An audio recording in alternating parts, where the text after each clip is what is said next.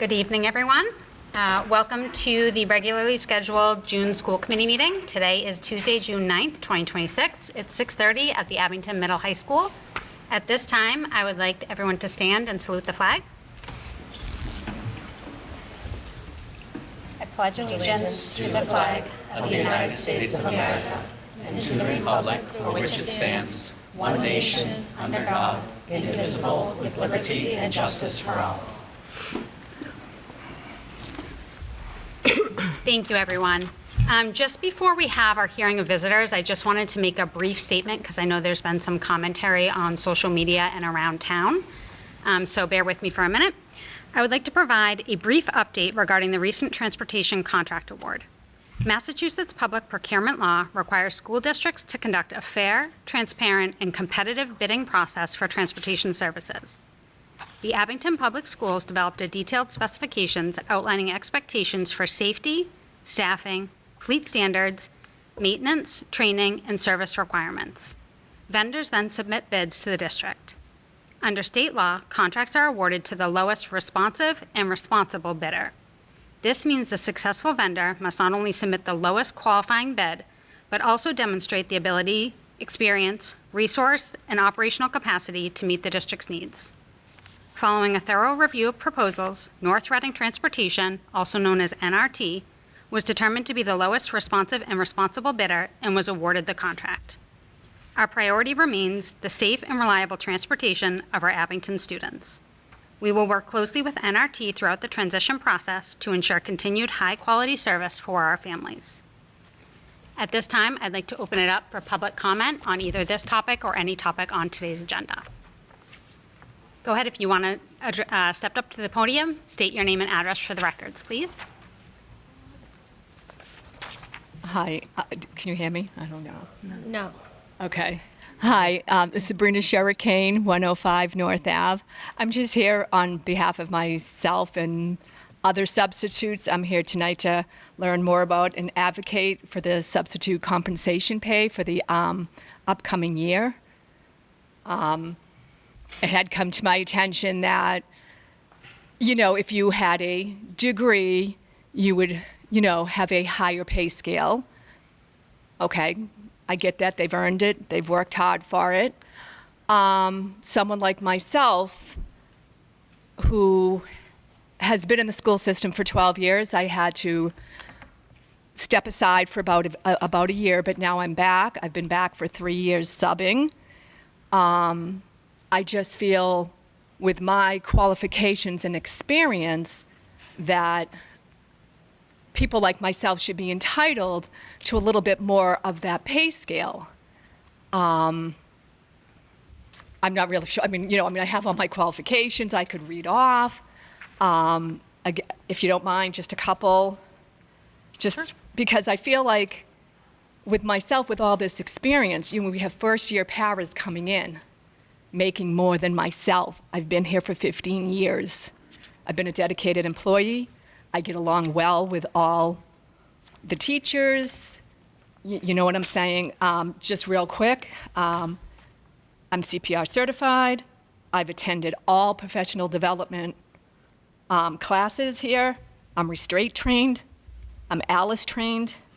I have experience in the TLC rooms.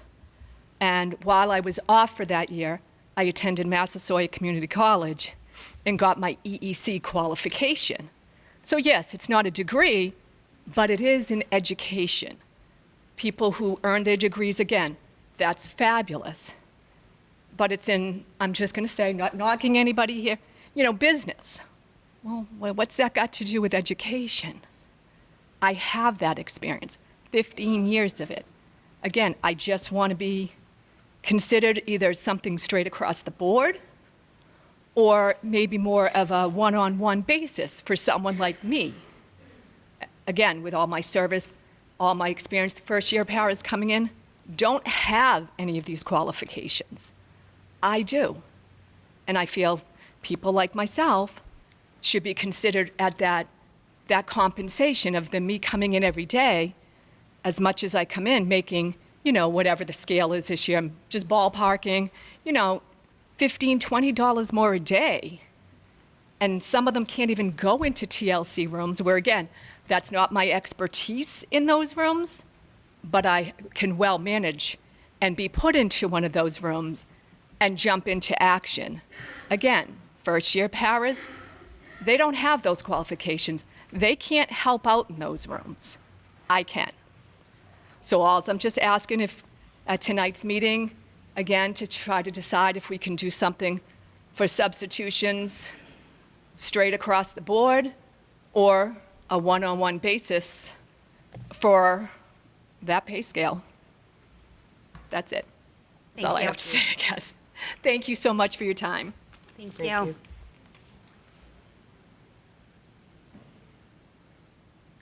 Anyone else? Okay. Seeing no one else, we will move on to the reading and approval of records. Oh, we have one more?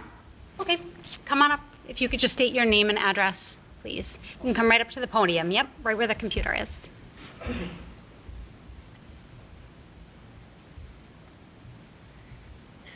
Good evening. Tom Tashton. I live 130 Shaw Ave. I can walk over to here. I have two things. I am a school bus driver with the first student who has the contract right now, as well as being a resident. And I just have some concerns. I've heard different stories about what's going on. I don't know all of the things.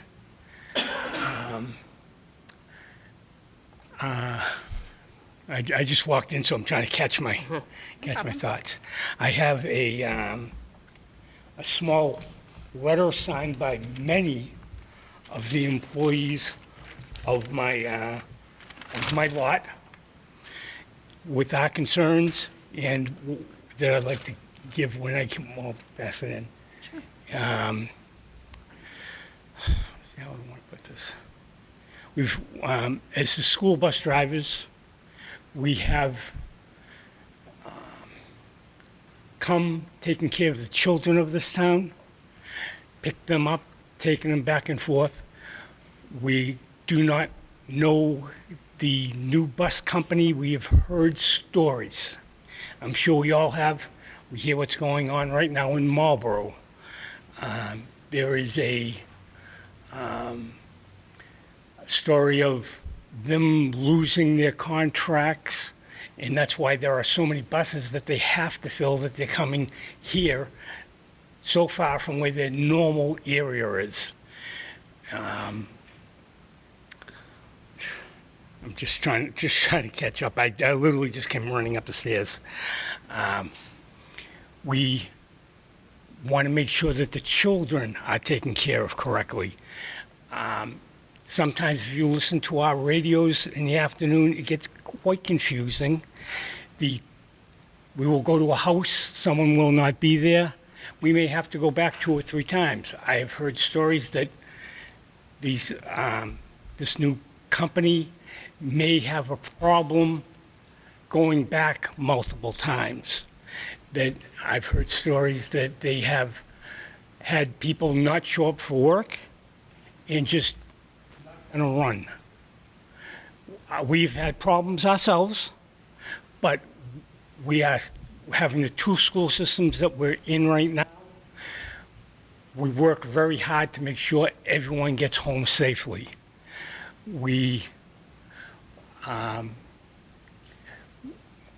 know what's going to happen with us. As the school things move, will we have a job? Will we be taking care of the children? Will someone else? Where are they coming from? There's part of the contract, I understand, is it has to be done in town or in adjoining town for where the buses to be parked. I don't know. I racked my head trying to figure out around here where you could park. We only have 14 buses in Abington. That's not too many, but then there's also, they're supposedly going after Whitman Hanson and Weymouth, which is going to bring us up into the 50 to 60 buses. Now you're talking 3 or 4 acres of land. There isn't that much open land in the abutting communities. It's going to be harder to find. We are worried about that because if they do not make everything, I think how to put this. If they don't make it available so that if one of the buses breaks down, how far are they going to have to travel to pick it up? Being in Whitman-Hanson, we can come down quickly. We have drivers on standby most days. Unfortunately, the employee things nowadays, many of the drivers are older. It's like anything else, people get sick. So we just getting confused here. We try to make sure we can supply all the drivers. This is what we like to do. One of the things we're worried about is we heard that the contract that they submitted does a pay scale from 2014, which is 10 years ago, more than 10 years ago.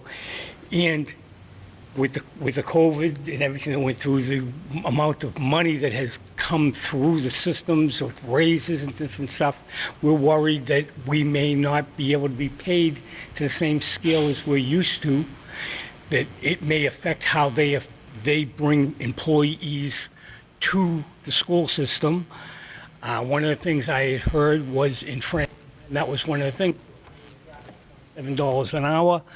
They had to, the Framingham school system turned around. You need to raise more because people aren't coming here to work because they can go elsewhere for $30, $35, $40 an hour. They rebid the contract. That's why they lost it. That's why they have so many buses now. They have a system. We've all seen that. And I don't know them enough. I haven't heard too much other than the little stories.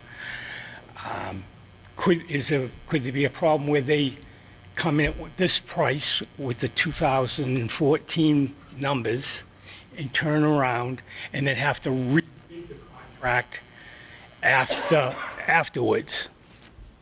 I don't know if that's going to happen, but it's a concern I have. Okay. Understood.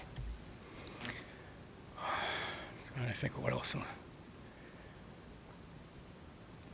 I have many of my fellow employees over here with us, and we're nervous. We just want to see things done right. And I guess that's about it. I just don't know. Scared. Thank you for coming and and speaking everyone to wants us. to have You've been things heard. done right. So if I could, who would I give this to? Absolutely. Yeah, do you mind grabbing it?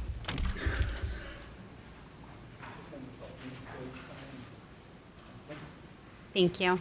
And the NRT contract is later on the agenda, so we'll discuss some of these items, the administrative items, later on in the agenda as well. Okay, thank you. Thank you very much. Sure. Just please state your name and address for the records.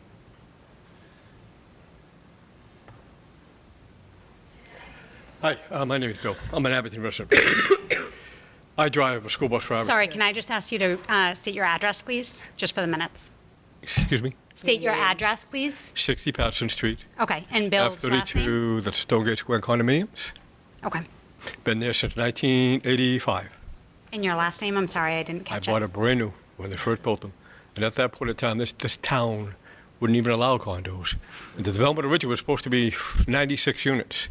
They came in and told the contractor, you're done after 48. And now we've changed a little bit, as you notice. But anyways, I drive A4 for Abington. It's not a job. It's a part of the community. My children are very important to me.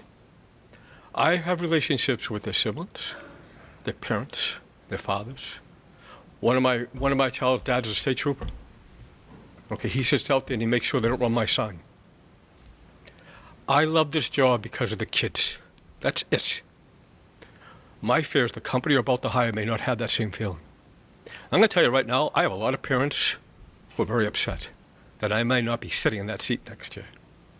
I take care of the kids.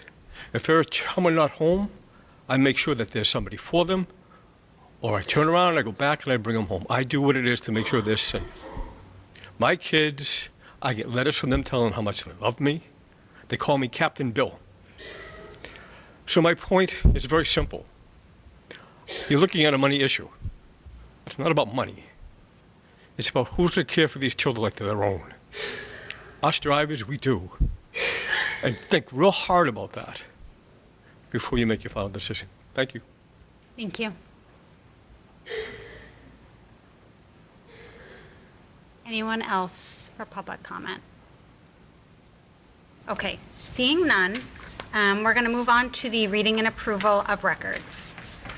So in your packet, and just to be clear for those listening at home, the committee has reviewed this packet ahead of time. We are not speed reading through these minutes. If you can take one last breeze through the minutes from May 26, 2026, not the executive session, the normal session, I'll be looking for a motion to approve those minutes.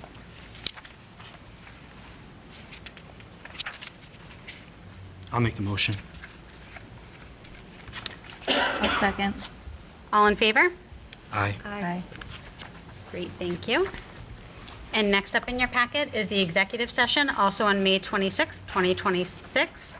I'll be looking for a motion to approve the minutes. I can make that motion. I'll second. All in favor? Aye. Thank you. All right, and now I'm going to skip a bit in the agenda. I'm going to introduce Mr. Peter Serino.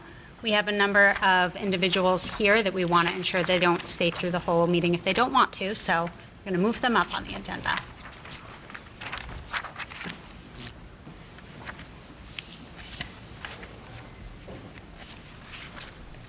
Thank you very much. Thank you to the school committee.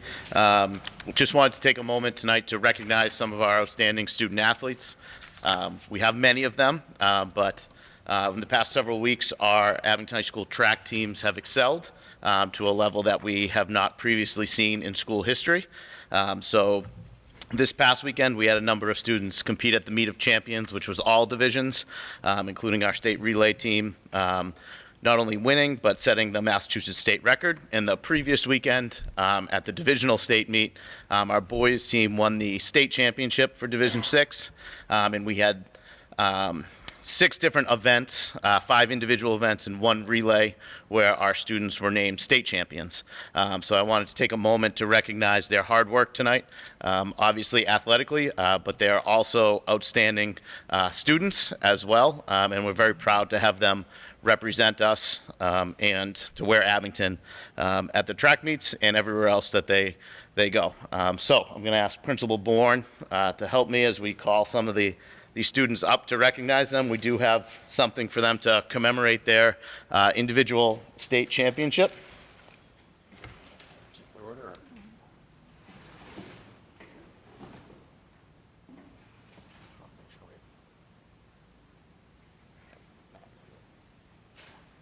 We're going to start with our boys 4x4 Division 6 state championship relay team.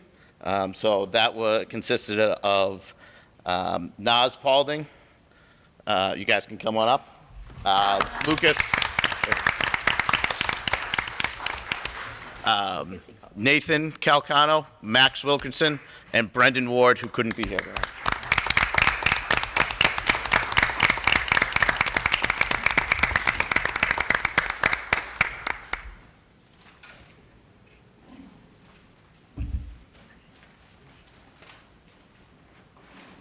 Mr. Serino, do you want to get in the photo? Sure. On the slowest camera. How about Coach How about the coach? Casey? Did you Oh, call do we have a Lucas? coach here? Coach Casey, please come forward.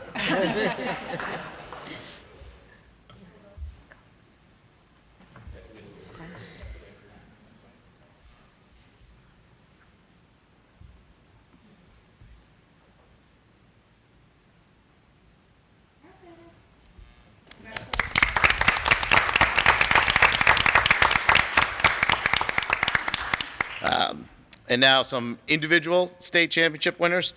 First, in the high jump, the state championship was Lucas de Oliveira.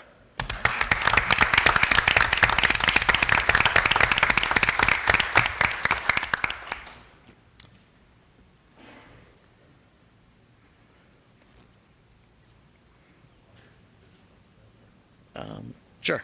Our next individual was in the 400-meter hurdles. So Aiden Calcano de Silva, and in addition to winning Division 6, he also won the state championship for all divisions.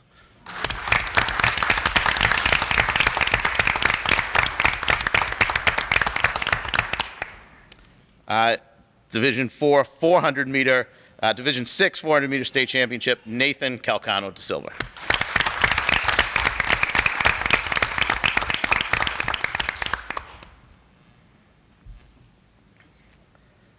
The Division 6 discus state champion, Emma Flanagan.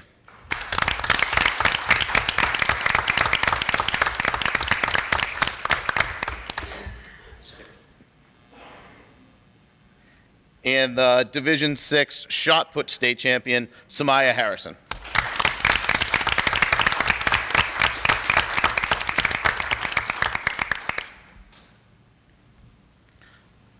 Congratulations to that group.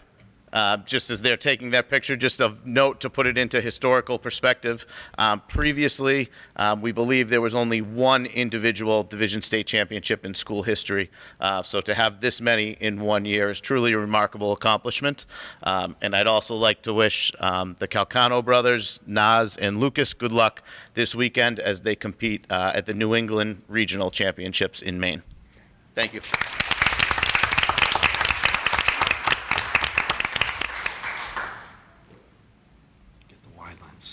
Great,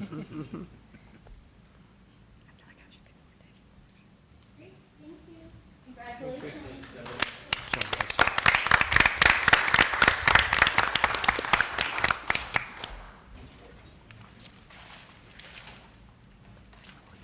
Thank you very much. And Mr. Sereno, we'll see you back up in a little bit later on in the agenda.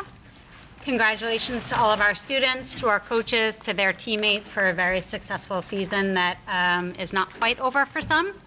So congratulations. Next, we're going to move on to new business.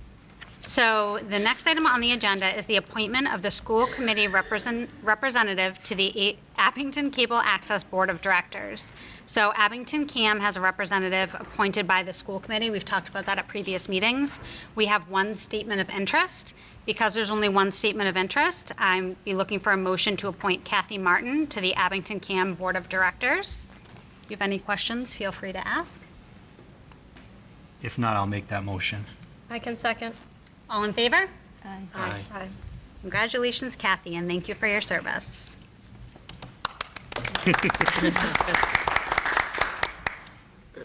Wonderful.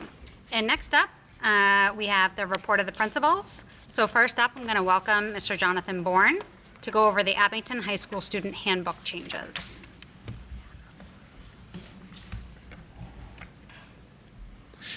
Good evening. Thank you again for having me here to look at our student handbook changes. We really only have one set of what we believe to be really substantive changes, but we've included a few for you here.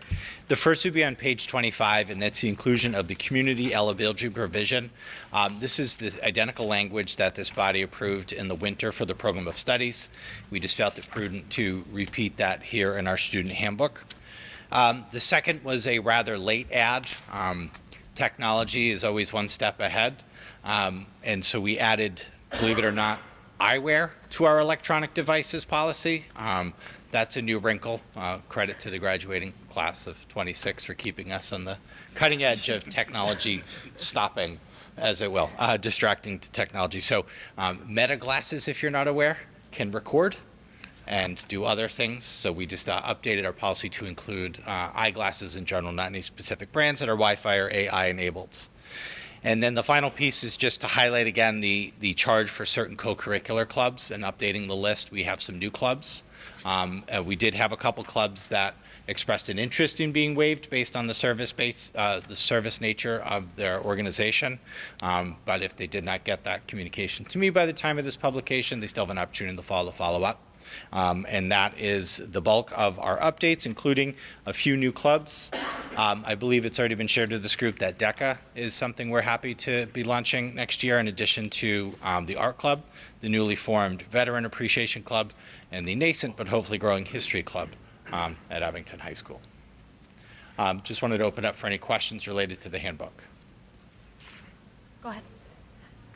Going back to the electronic equipment piece, you mentioned that you added eyewear, but I also noticed that there's or recording is bold and underlined. Is that in addition as well? Correct, yeah. So I think Okay. just to explain, again, to more of an opportunity that when we say video recording, we also don't want unauthorized audio recording with phones or any devices. Okay.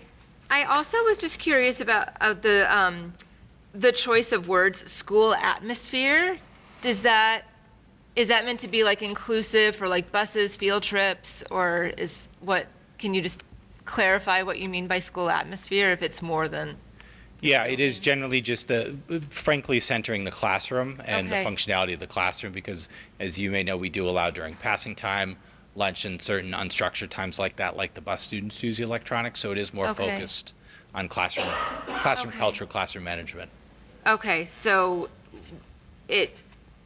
as for applying like on field trips, is that at the teacher's discretion, That's a good question. I mean, Okay. technically, they're still in school, and it's a Right. directed learning opportunity, so they should not be. I would say, though, the reality is it's likely teacher discretion, because they can't realistically, especially on a bus or multiple buses, always prevent student Okay. use from that. Okay, I just have a couple more questions. Sure. I know that students recording each other and also recording teachers is a growing concern in some schools. So there's language about failure to comply may result in suspension. Is there any grounds for confiscating the device? And just if we're looking at like a major privacy violation, if a student was filmed or if a teacher was filmed without their consent, what happens to the recording? Does Yeah. the school? There's no one single answer, and it kind of varies on circumstance. Generally speaking, we do not confiscate a device without some sort of cooperation or collaboration from our students. Okay. Things like, in lieu of getting a detention, you can hand me your phone, or sometimes we are in the practice of, while doing an investigation into a variety of things, to say, please turn your phone off and put it on the Okay. desk, or we have a little phone jail in our office. But those are Okay. temporary. They're rarely, overnight or beyond dismissal, or not without parent communication. Okay. There are certain cases that can escalate to something that may be reportable to Abington Police. Okay. And they have their own avenues for when they determine they need to take a phone into custody. Okay. But outside of real temporary, one day, half day, hour-long periods, we're rarely taking devices from students. Okay, I guess I was just concerned about the rights of any member of the school community who's recorded without their consent. Like, Yeah. it's what can be done to make that recording disappear. Yeah, and that varies Okay. too, and I don't mean Okay. to go deep down a rabbit hole, because on the one Okay. hand, to direct a student, delete that, Mm-hmm. we've often heard, like, you just told someone to delete evidence that we needed True. for a thing. Okay. So it kind of is a case-by-case basis. So Okay. we try to, when we get the sense it may have gone over the line, so to speak, with a student or staff member, we're usually in consultation with superintendent's office and police as necessary. Okay. I just have one more question. This is Sure. a hot topic, I know. Yep. Where did it go? There's the language, it says each teacher may collect, like not shall collect, but may collect cell phones or other electronic devices. Is there any support given to teachers in terms of, for instance, as I know there are pouches that like teachers can do that. Would the school provide any support with collection protocol? Yeah. Beyond protocol, we actually do provide teachers with little caddies, little holders good. Do- on the front of the room. Okay, Some teachers do take advantage of those. Okay. And it really is something, when we rolled this out last fall, we just felt it was more important that, and we had a varied staff feelings on this, of what they were more Okay. comfortable doing, putting it away.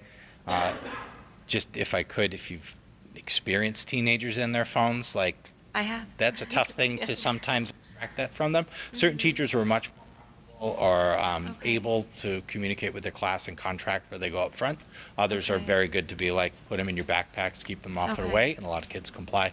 So that's why that's set up that way. Okay. But if a teacher said, in my class, phones up front, we support that as a Okay. reasonable expectation. Okay, thank you. Thank you. Other questions? Oh, Go ahead. Mr. Bourne, is there, I'm not familiar with the meta glasses, but is there an easy way that you can tell meta glasses opposed to glasses that a student would need? No. So there's two ways. You have to look closely these aren't. In the corners, there's little black lenses, but they do have white lights on them that do blink when they're recording. Okay. At least that's how they come out of the box, but we don't know if they're taped over, colored over, markered over, but that's how they do indicate that they're recording. Okay. But they're not easy to pick off walking through. They come in brands like Ray-Ban that we've known for decades, and you have to kind of look twice to say like, oh, those are Meta glasses. Okay. And, sorry, some are Yeah. prescription. Oh, Mhm. okay. That puts another wrinkle in. Yeah. Well, my next question, and Felicia might answer this one too. Do we have to have legal counsel review all these changes for like, especially like AI or, Not specifically. Yeah. We all get information from our state associations and the Association of School Committees around recommendation for language. But when we do wholesale changes to our handbook, then our attorneys review them. oh, okay. Yep. Thank you. Sounds like a fun challenge. It's a thing. Other questions? Yes, I know, hi. Hey, Thanks for being here. my pleasure. We had discussed the co-curricular activity fees previously, and one of the things that we had determined was that the collection of those fees was sort of an ambiguous process all around the school. Have we made any headway in finding a better way to track the collection of the fees? Who owes what, who does not owe? Or where are we on that right now? So what we were able to do this past school year is really put out two messages to students and to their club advisors, and we really do rely on the club advisors because there's some clubs that have very formal, regular attendance. I'm thinking your National Honor Society and the likes, which don't have this $50 fee, but other clubs kind of come and go. The membership comes and goes, so it's hard to really always define membership. But what we've asked our advisors to do is at about midwinter, when we feel like our clubs have kind of crystallized in their patterns, is to then let the students know that we are charging that fee, and then they come to the office and do that, and we will do one follow-up. And truly beyond that, I think it's an interesting conversation to have with the community. As you know, we discussed is how intently we press that as a topic, given the dollar amount for this and how we do want students to participate in our clubs. So that is something that is still kind of an open, something we're figuring out as we go, because we want to, again, we're an education first. We're not really a debt collecting agency, right? We do want to offset the cost of these programs for the taxpayers' benefit for sure. It's just more how much bandwidth, effort, energy do we do to chase for a kid that for $50. So we do ask, and we do ask again. That's about the best answer I can give you on that. So, Okay, yeah. all right, thank you. I just have one clarifying statement, perhaps. Sure. Within the electronic equipment, the communication component, so the translation glasses, I don't know if we have any students who have translation glasses, but I assume that this clause is not intended to state that those which are Bluetooth enabled are not allowed in a classroom.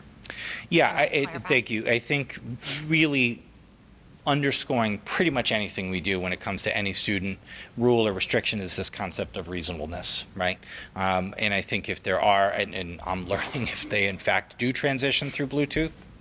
Okay. They do, they're pretty cool. Yeah. And they like read in your native language, you Ah. read the words. as someone speaking it. So they use your phone for the audio and then they translate to your eyes. Well, okay, we're squishy now. If I'm being honest with you, we always appreciate and try to invite parents in to be reasonable partners in that same thing, right? It's not something we pretend to ever have all the answers to. Certainly, doctors or optometrists notes making recommendations one way or the other to accommodate learners, just period, whether or not they have plans like 504 or IEP plans. But it's also, we want to maintain the integrity of what's going on in the classroom. So while there is certainly value in being able to look at a board and have it translated in your glasses, there's also a value in not knowing what those words are and trying to figure that out.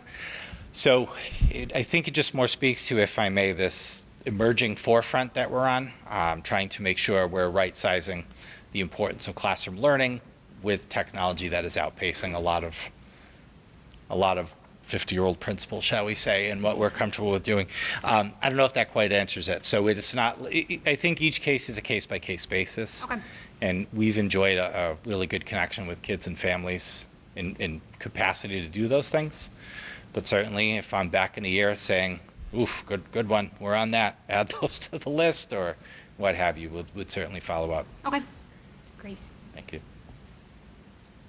Any other questions? If there are no other questions, I'll be looking for a motion to approve the revised Abington High School Student Handbook as presented. I'll make the motion. I can second. All in favor? Aye. Thank you. Thank you. Am I staying here? Yes. Yes. You are up next for the DESE Accelerating Achievement. All right. Thank you again. Appreciate the opportunity to speak to this. I know typically I'm pretty eager to bring a school improvement plan to the high school in the spring, to the school committee in the spring. And truthfully, we were pretty close to coming to this opportunity on our own, but with an invitation from the Department of Elementary and Secondary Education to join their Accelerating Achievement Partnership, or AAP. One of their recommendations or asks, two-part, was, do you have a school improvement plan? And if possible, can you create it after we've had our convening? That convening happened last week, Tuesday.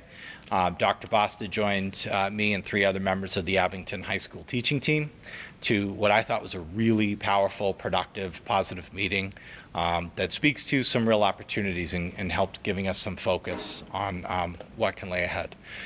So with that, strictly to speak to the business of a school improvement plan, I anticipate being able to take that work from Tuesday, some conversations here in the school with the faculty, department heads, working with Dr. Basta and our contact with the Department of Elementary and Secondary Education to craft a school improvement plan to bring to my school council in September, with the hopes that within the next reasonable school committee meeting, we're able to take that school improvement plan for the next year and bring it to you for the fall. That having been said, we've been able to do a lot of foreshadowing with our staff of what I am inclined to think will be on that school improvement plan. I just didn't want to obviate my school council from those discussions. They've been very, very helpful in shaping that out. So 4 components, and this is a portion of what I shared with my staff as information about what the Accelerating Achievement Partnership is, to speak to where we are and how we were invited. I think, Chris, I can advance here. I'm on my own slate. Who are we doing this for? Who is our target audience? Part of this workshop also looked at some DESE performance data. Some of that was novel for me, as well as some other folks on our team. And then really, what does this mean for next year? So a bit of a sobering reality is the reason we were invited is that DESE invited us, along with pretty substantial number of schools throughout Massachusetts. We were at the Waltham convening, is that we are among the bottom 25% of schools in the state for growth on our MCAS scores. And so that was pretty sobering moment for us, and I think it helped underscore why there really is a need to move. And I think this is something that in private conversations I've had with folks throughout the community, it's been there.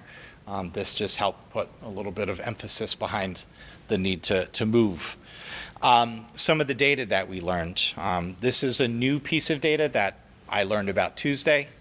It is the Abington High School heat map. Interesting name. This is a screenshot of what that heat map is. This is all publicly available information. Generally, you can see the key to the right, that the different colors speak to where there are the largest gaps. And Dr. Boss, if I have this wrong, let me know, but our 25% growth or slow growth was about closing these gaps. And those gaps do not help our overall average move forward. What we expected before we went and what was confirmed by the data, not exclusively, but we anticipated our ELL, our English language learners, to be the group that demonstrates the most difficult performance, and that has been a consistent challenge of practice for us at the school. I do not want to blame these kids. It is something we are also like, we need to figure out how to do better. So I just want to be clear about that. When you kind of tab over, so this is the overall heat map, and then you can pick each subgroup at the top. When you tab over to English learners, this is data I did not know they collected that hits home a little bit better than DESE said so, or MCAS scores, which can still feel a bit distant, is the percentage of, this was last year's freshmen, so this year's sophomores. Last year's freshmen that were classified as EL, 50% of them passed all of their 9th grade classes. Anyone who spent longer than a cup of coffee with me would know that once our students have a good amount of credits after freshman and sophomore year, we generally have them invested, money in the bank, and can get them across the stage in 4 years, which is really the goal, in addition to being well prepared. So that was hard to see. And I think we knew it at the same time, if that makes sense, but we're also not like just blithely shrugging this off, as we have clearly identified this as a challenge of practice.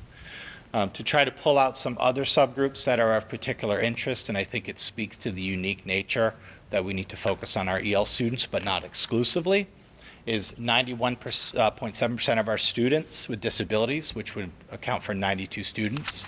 And it's very possible for one of those 54 in EL to be classified in all 3 of these groups, so there could be some carryover. 91.7% of our students with disabilities passed all of their 9th grade classes. 86% of students, or 164 students in 2025, passed all their 9th grade classes, compared to the 50% of EL students. While they certainly remain our target, these are the students that this data indicated need the most help the fastest. We definitely see opportunities to improve our curriculum, instruction, and assessment to help all students. I don't think we are in a situation where we are doing great everywhere except for this one subgroup. There are concerns and worries and frustrations that we see, that you may see, hear about talking to parents of other high school age kids. And one of the things is about reading for meaning, reading for understanding. And we know with our students from a variety of fields and a variety of topics, literacy, being able to access, break down word meaning, sentence meaning is important. I will confess, and most of our teachers will acknowledge, we have not specifically been trained in literacy like some of our elementary and middle school peers have. While we would like to say every kid should be fully literate by the time they get to 9th grade, I think the data is pretty clear that they're not. So rather than shaking our fist at a cloud, we are going to do something about that. So literacy definitely seems to be a focus for us for our school improvement plan, and that would typically align with our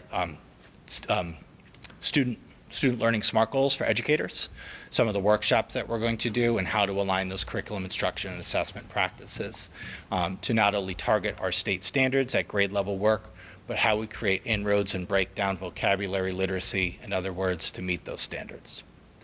Another key point that is a little bit more longitudinal throughout the year is looking at our vision of the graduate. DESE created their own vision of the graduate, which was a very promising sign that we learned about in the winter, hopefully folding in the work that typically had come through the New England Association of Schools and Colleges, or NEASC. Our vision and their vision are very close. However, there are some components in ours that we want to look at, contrasted compared with the states. In particular, we notice creativity is not listed in a vision of the graduate, and I think it's something we would all like our students to explore, as well as literacy. It kind of is an accountability piece for us that if we expect it, we need to inspect it as well. And in talking to the staff, and I think this group, there were a lot of things that come across the school's desk as, hey, you could do this, why don't you try this, what about this, what about that? These are a lot of great ideas, and I think what we will be looking to do is focus on some of the need tos versus the nice tos with instruction. I do believe in talking to the staff, this has helped provide a sense of agency and urgency to look at these topics in the building. I would say our representative from DESE was awesome last week on Tuesday, and she was equally excited and surprised when she's like, I'd love to come see your school. And we said, how about Friday? And she's like, really? You guys don't mind? I'm like, no, come on in. And so she did walk the building Friday, talked to a few of our educators, and met with me. And she and DESE are honestly trying to figure out with schools, because not every school's challenge of practice and solutions are the same. So trying to line up what we can do, resources through DESE. This could be partnerships with other schools that have taken similar journeys. Can we do visits there and just connecting us with those schools, et cetera? Certain resources. They were very clear to say, we know when we say resources, everyone hears money, right? They're like, we're not saying we're writing you a blank check for this or that. There could be some funds available, there could be some programming available, but that actually promises to be a really nice partnership as well. So I think that's the end of what I have regarding the Accelerated Achievement Partnership. Chris, did I leave anything out important? I don't think you did. I think you did a great job. The only thing I would just hearken back to from the beginning is that we were invited to participate and partner with DESE on this initiative. We are not in a position where we are being told we have to do this, right? But we looked at the data with them, and we agree this is what we need to work on. So I think it is a long-term plan, 3 to 5 years probably, because you can't make significant change quickly. But we're going to get started with DESE's help. Questions from the committee? I have one. Mr. Bourne. Yes. And I think it speaks to what things you've mentioned to us before, when you had the heat map up, and we have it in front of us, but the chronic absenteeism stands out, and I know that's an issue as it is. Do you know what's considered normal, quote unquote, percentage of chronic absenteeism? Like, I'm trying to wrap my head around. Can you just, for everybody, can you just give the definition of what chronic absenteeism first, maybe? Happy to. And I think, Mr. Coyle, from picking up what you're putting down, there's a connective tissue there, and it stands out more than most. Chronic absenteeism is defined, and I think this time of year is the easiest way to define it. In a 180 school day year, missing 18 or more days is considered chronically absent, or 10%. Excused or not, correct? Just 18 days, correct. Okay. It's considered chronically absent. I think it's wild to me that 27% of our students are, and I know I'm preaching to the choir here, but that's wild to me. And I guess I don't know what would be considered, if you polled the state, what's considered a acceptable. I know the answer's probably 1, right? 1%, whatever. But in reality, what would be considered an acceptable percentage of that? Because I don't know, without knowing what to try to get to, I don't have it's just open space right now. Yeah, I think you're right that we would like it to be 0%. Yeah, right, of course, yeah. And I think anything over 10% is concerning. Okay, that makes sense. So if we can get down to 10%, we'd still want to work on it, but that would be a little bit better. And if I may, that 27% is students who have missed the entirety of a day, not including the number of students who have stayed to the minute to leave early and still be counted for the day, but are missing all of their afternoon classes. Right. I actually have a statement on this a little bit later. Mr. Bourne, how many students would there be in the population of this? How many total students would there have been, give or take? So 26.7% of what? Of how many? Do you have any idea what it would have been? I see, of all students. I think you could kind of, so in 2025, I don't have it at my fingertips, but I generally say 550 is a good number to use for easy math. So if someone smarter than me could do that math, go for it. Thank you. And just, if I can jump in for a second, because Chris, you brought this up. If anyone really wants to go down a rabbit hole like I did, you can find like these numbers for the state. And I wrote down, okay, like this is what the out-of-school suspension rate for this subgroup is, average for the state. So I did not write down that particular point, but it's, you can see like what the statewide chronic absenteeism is, and then just do a side-by-side. These exist, I believe, for every school, Yeah. in the state. So if we wanted to look at neighboring high schools, a couple points on that, and I'm shooting from the hip. I do remember looking at this with school council. This is not shocking to anyone, but 2018, 2019 data, I think was in the high teens for Abington, 17, 18, jumped about 10 points through the pandemic. We'll see what happens this year, but we are hoping, we've seen it decline by 1-2% each year from that. I would say anecdotally, the implementation of the credit loss, and I could probably say this a million times, Miss Casey and Miss Harrington being incredibly dogged on this with each kid, each parent in a supportive and informative way, in addition to the guidance counseling staff, to help address this. Kids who are at least conversant, talking, and aware of their attendance and being mindful. So why I'm not excited they're playing it down to the minute. It's at least on their mind's eye, so at least it's topical in the school that you need to be here. That also came in conjunction with what you might have heard throughout the year with some more consistent grading practices for makeup work, because it used to be like, I'm out, let me make this up whenever. It's like, no, the test or the paper was due when the test or the paper was due. So we are trying to, as they say, put the toothpaste back in the tube. Yeah. The next page actually does show the trend too of the chronic absenteeism in the top left, so I did Thank see you. it.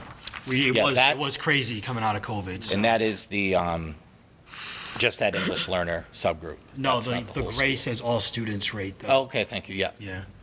Dr. Boss said the same thing to me, so. Thanks, Chris. The Chris's. Thank you. Okay.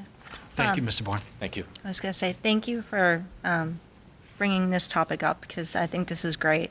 But I have a question. How are we going to track everything? So what measurable goals and benchmarks will we be using to track the progress?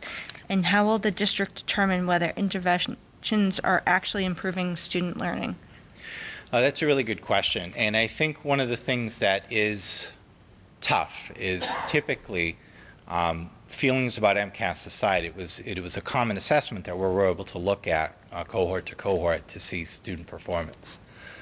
So with that direct competency determination being removed, I think it just feels like a less reliable measure of what a student really can and is able to do. However, what we are doing, and I want to just underscore that this is pretty deliberate work, so it is not anything speedy. What we are trying to do is have better, and I mentioned curriculum instruction assessment, but better data sources, better student performance data that is more informative to us across courses and schools. So right now, our two biggest data sets are attendance and grades. And the grades don't always tell us where a student performs relative to a standard, because it can kind of be blurred by different factors that impact performance, tests versus quizzes, projects, homeworks, et cetera. We feel more uniform as a group. So what I would imagine we're going to be doing next year, what I hope we can do next year, is each department in certain courses to develop an assessment that targets a specific high school standard, to create a performance assessment that we can then see how that student performs on that standard, to then speak to, right, like their performance over time. So this year's 10th graders on this standard in geometry did X. What does that mean for next year's course in Algebra 2? How does that compare to last year? So the math department has been doing that work. They do have common assessments. They've been very much a leader in our school. Spanish is building that with common assessments in Spanish 1, now 2 and 3 and 4. Our English department was literally working on that yesterday to build common assessments in grade 10. What that is hoping to do is just, again, really, does that make sense? Like common assessment, so every kid in grade 10 takes the same thing, so we get a sense of how they perform on a typical task. And then that can speak to other 10th grade classes, to 9th grade, 11th grade classes. And hopefully it matters to me, right, with all due respect, to look at a kid's grade. It doesn't tell me the full picture, but if I could see their performance relative to a standard or rubric, it's more helpful. Every answer I give, by the way, is a long one, Pam, so I apologize for that. But that is the start of the slow work that we're going to do. Like, that's a standard, but that's how molecular we need to get and specific and clear. Okay, and do you think, again, I'll probably Please? upset people, but going back to maybe midterms and finals and trying to keep the kids learning the entire year and remembering the stuff instead of throwing their papers away and forgetting what they learned in the first course of the year, would that help on some of the MCAS as well? Because some of that information is being tested from like year over year. No. Yes, but not specifically maybe in the format we may have encountered or remembered them even through our high school, that the mid-years happen in January, the finals happen in June. But definitely like big substantial assessments that really call a student to synthesize a lot of information. And really for us, we want that learning experience, which an assessment is, to be valuable and meaningful, and that we could provide feedback. So politely talking to Sue, a senior who asked me this question on the senior reception is, why don't we have finals? And I said, how hard would you have studied? And would you have cared if your teacher said, I need to talk to you? He's like, yeah, good point. No, once I'm done, I'm done. That's senior year. But what we want to be able to do is have that student performance in time to react and do something with it, right? So we are looking at creating substantive assessments throughout a student's school calendar. It just wouldn't necessarily be like everyone stops what they're doing in January, but it might be the English department stops what they're doing in October to do these assessments, or October, November. The science department might stop in January to do a big assignment. Does that make sense? So it's more kind of scattered throughout the year? Yes. And it speaks more, again, to tie it back to that assessment on the standards, as opposed to, can you show me you know everything? It's how do you perform at this particular standard? Okay. And the hope is making that performance be kind of a graduation or a course completing requirement of itself. Like, you have to know this stuff to this level of satisfaction or sophistication to complete it. So if you don't, try again until you do. So it's not like, that's too hard. We encounter a lot of that. And I think that's why the MCAS has lost some of its oomph. You get a prompt you don't know the answer to, kids know I could just be like, nope, not that one. So their scores go down. Gotcha. And we're trying to avoid that too. Perfect. I don't know if that answers your question. No, it does. Thank Okay. you. Question? I have a few. Go ahead. Okay, so this partnership, sorry, Accelerated. flip back. Accelerating achievement. I know you showed some statistics for overall all of the high school students, but also there's a lot in here about the subgroups. So just to clarify, is the invitation based on growth for the whole student body or those subgroups? Chris, I believe it's both. And I think the indicators are that our subgroup performance, or the lack of growth in our subgroup, is impacting our overall growth as a school. Okay. And I guess how often does the group meet? I think, did you say 3 to 5 years, or what's?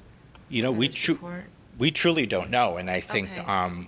really last week, Tuesday, was an invitation to learn more and for them to get our local team aligned on some of the standards regarding curriculum, instruction, leadership, all the different components that go into this.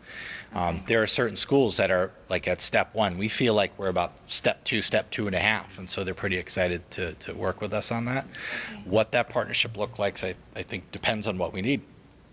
How frequently they step in, how frequently they monitor, I think, is part of what we're going to work on throughout the summer, which is why I'm not able to give you a nice detailed school improvement plan right now. Okay. More questions? That's it. Okay. I have a couple if I Sure. can. So because we're focusing on this slide that you're on right now on the English learners, so English learners have levels, right, in terms of their fluency, if that's the right term? Mm-hmm. Do we have a subset population of English learners in the high school that would have been part of this population that are maybe newer, first year in the country? Or is the EL population in the high school indicative of our district's EL population? Do you know? Not sure. Okay. Frankly, I'm not sure I'm understanding your question correctly. So I guess what I'm getting at is the participants that were in grade 10 during this assessment period, was their growth lower by the sheer reason that they entered this country within the last year and a half? I see And what you're saying. therefore their reading comprehension is just going to be that much farther I see. behind than maybe a level 4 that's about to, graduate out of the EL program? Okay. Do we know anything about the population? Hard to distill like one cohort from another just on this data. I think any student and you're referring to their WIDA levels, which speaks to their current level of fluency, Yes. and so that can range from, and my colleague might be able to correct me if I'm wrong, from 0 to a 1 up to where they graduate out or move out, become former. And yes, you're correct, that any student in that range would count as EL. Do FLEBs count as EL for this purpose? I don't know if that's former students. I don't think they would, but that is a possibility, that if this group is front-loaded with students at the lower end of performance, one would naturally see, they would have more struggles than students at level 4. I believe it's a pretty balanced array for at least the 2025 group, but it does seem that the levels are moving up for us, the more 2, 3, 4s for next year than level 1s, but a lot changes throughout the summer. Right. And doesn't mean we won't benefit from the guidance that we're getting regardless of Well, this of this that is population. really kind of the hope and target here is these students are kind of, we're seeing as like, well, like screaming red lights, we need to do this. Almost all of our students around, we also like, they really need to benefit from some literacy-based instruction, more reading, start reading books, throw phones in a lake, get your kid a book, please, everyone in Abington, in Walpole for that matter. So it is just something that we know everyone needs to do. So yes, that's the group that is like kind of urgently catching our attention, and we're not saying everyone else is just crushing it, right? We do see a lot of skill development that needs to happen in a lot of different places too. Do we have any feeling that our self-directed program materials, does that give us, does that hinder us or benefit us when we're developing our own program materials as opposed to going off a canned program materials that might have EL support services? Yeah. It's interesting. I mean, I think that can cut in both ways. I think there's a lot of value in getting, for lack of a better term, kind of off the shelf or bigger box materials is my impressions. I defer to other folks in the room that kind of come with those, like, here are supports for these students. I would say sometimes what I see in a lot of these, because a lot of these materials are adopted with Texas and California and Florida in mind, speak to Spanish-speaking students and don't have Portuguese, which is our highest prevalence language. And I think, too, that is true. And while there is something to be said about buying these larger curriculum bases, it does lose the tailoring that I think is part of the hallmark and expectation of this community also. And or on the other hand, to develop your own, you are able to neatly target who you have in front of you. And I think the hope here is by developing all our educators' capacity to think of how do we create those inroads, because there were people that are equally talented and sophisticated as our folks working at these places that made these materials. They just had the time and the space to do that. We can develop those same things as well with proper instruction and support on how to. And I think that's where we're trying to go. So I don't mean to dodge your question that way. And there are certain cases where there are, those more directed curriculums are really self-contained. I do think they can make teachers feel a bit constrained, that they're like teacher-proofed, and it doesn't give them the chance to be flexible. But then the other end of that pendulum is we got to build everything. So really what I think that speaks to is, while this is the goal, and I just want to kind of point to a slide, this isn't like our EL department and 9th grade teachers like get to work, the rest of us are going to have fun. It's like we all need to work on this, everyone. We have seniors we know that are struggling, college-bound seniors, and sometimes to kind of really get through text in dense, meaningful ways. So sorry if that's, like I said, no such thing as a short answer with me. So No, that's helpful. And just, okay. I guess, I appreciate that you're keeping that in mind in Yeah. the supporting materials. Yep. And then my last question, and maybe this is a clarifying point either for you or Dr. Basta, is the invitation, if you will, into this program does not correlate in any way to the Abington High School accreditation or is not an early warning sign that there's something coming down the road, correct? This is MCAS growth specific. Yeah, I don't know what the long-term projections are for DESI, but this would be something that if I shared with NIAS, they'd be like, fantastic. That's great. Like, we're really glad to see you cooperating and growing, so. Yeah, so the accrediting agency is NIASC, and DESI is separate from that, so. Okay. But this is a volunteer, not a voluntold, I think is what we're all, This is a Just- volunteer, yep. perfect. Yep. And my assumption is the operating philosophy behind DESI is they're like, do we have willing partners? Great. If you guys want to do better, that's going to make things easier for everyone. Other questions from the committee? Thank you very much for joining us and giving us the update. Thank you as well. Thank you. All right, so now we are moving on to the report of the Assistant Superintendent, Dr. Basta, but first we will turn it over to Mr. Serino again for an athletic update.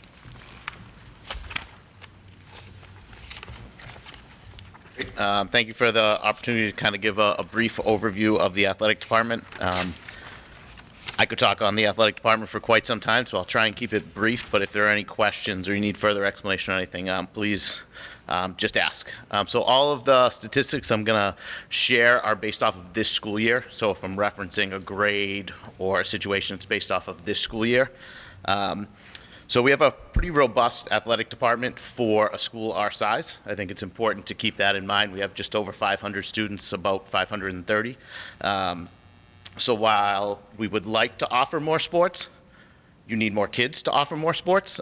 So comparatively speaking to schools our size, our offerings are on the higher end if you're looking for schools of like size. There are certainly schools that are larger that offer more.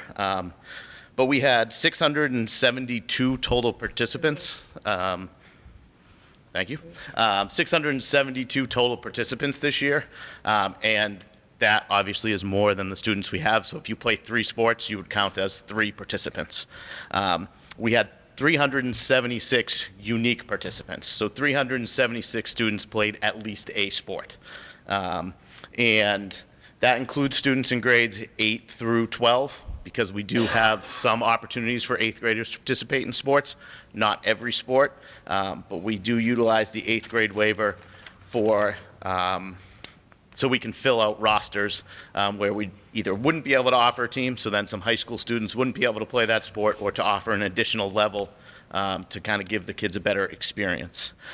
When you break that down to just our grades 9 through 12 population, 62% of our students play at least a sport.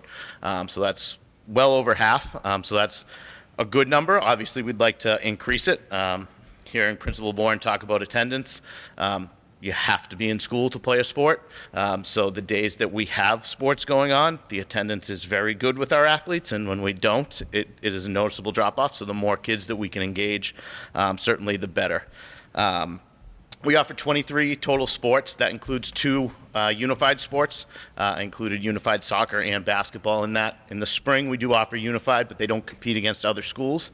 It's more of an intramural-based program where they end up pairing up with each week with a different varsity team in the spring. So they'll do some tennis ball lacrosse with the lacrosse team, they'll play frisbee with the ultimate team, they play wiffle ball with the baseball, softball team, and so forth. So there's 35 different teams, so we offer teams from the freshman, JV, and varsity level. And we had 11 sports available to 8th graders this year. In terms of our success, we had 9 league champions this year across 3 seasons, which obviously is very good. So it was a very successful season on the field. 18 teams qualified for the postseason, either the tournament or in some individual sports, the opportunities to continue on. If you look at the participation by grade level, it's very typical for what you would see at most high schools. Freshman tends to be the largest group because there's the most opportunities for them, because a freshman can play on a freshman team, a JV team, or a varsity team. And for the freshman team, they're just competing against their own grade. And as you advance to different levels, you're competing against kids from other grades for spots on teams. Also, kids' interests change as they go through high school. They have opportunities to do things at Abington High School that they've never had a chance to do before, whether it's the drama club, the band, or any of the clubs that we have. And sometimes they find their passion is that rather than sports, which is great. But that drop-off is kind of typical that you would see. The 8th grade numbers, we had 47 8th graders. They were across the 11 different sports. The season, the fall, we have the most students participate. We have our most offerings in the fall and the spring, which is reflected in our participation numbers. The fewest are in the winter. And we have 83 students that play 3 sports. Again, that's higher in our younger grades. And then as students advance, there are less students that participate. I know people are always curious about the different offerings based off of gender and so forth, so I did go a little bit deeper. So we do have more male athletes than female athletes, which I always ask why. I think the easiest answer to start right off the bat is we have more males in school than females. There is one grade that we have more females than males. And again, based off of this year, that was grade 10. And if you look at the athletic participation, we had more females participating in grade 10 than males. There are 10 programs that we offer for males and 10 that we offer for females. And then we have one co-ed offering, which is Ultimate Frisbee. We have had girls participate in boys' sports, particularly golf, I could mention, but I counted that as a boys' sport because they play a predominantly boys' schedule. And then we also have recently had a female student play football, but again, that's a boys' sport, so I counted that there. When you look at the amount of teams that we have, there are more male teams compared to female teams. And specifically, you can target a couple areas. So in basketball, we offer 3 levels of boys basketball across grades 9 through 12. And this year we only had enough girls to field 1 team, grades 8 through 12. So that's a 2-team difference. In ice hockey, we have a girls ice hockey co-op where our girls can participate. And in boys ice hockey, we had enough students to field the JV team. And then softball, we only had 1 level, but baseball, we had 2. So there are more teams, but it's driven strictly by desire to participate and who is interest. So we're not offering it's not that we're offering more for boys. We have more boys who are interested in participating, and we try and offset that to maintain as many offerings as we can for the girls through the 8th grade waiver. So the majority of our 8th grade waiver requests this year were for female sports. We did have some for male sports, but more for females. So again, as we dive into that, I don't want this to appear as like a gross disparity. It's 54% of our athletes are male, so it's fairly in line with our student population, but not 100%. It's off a couple kids here or there.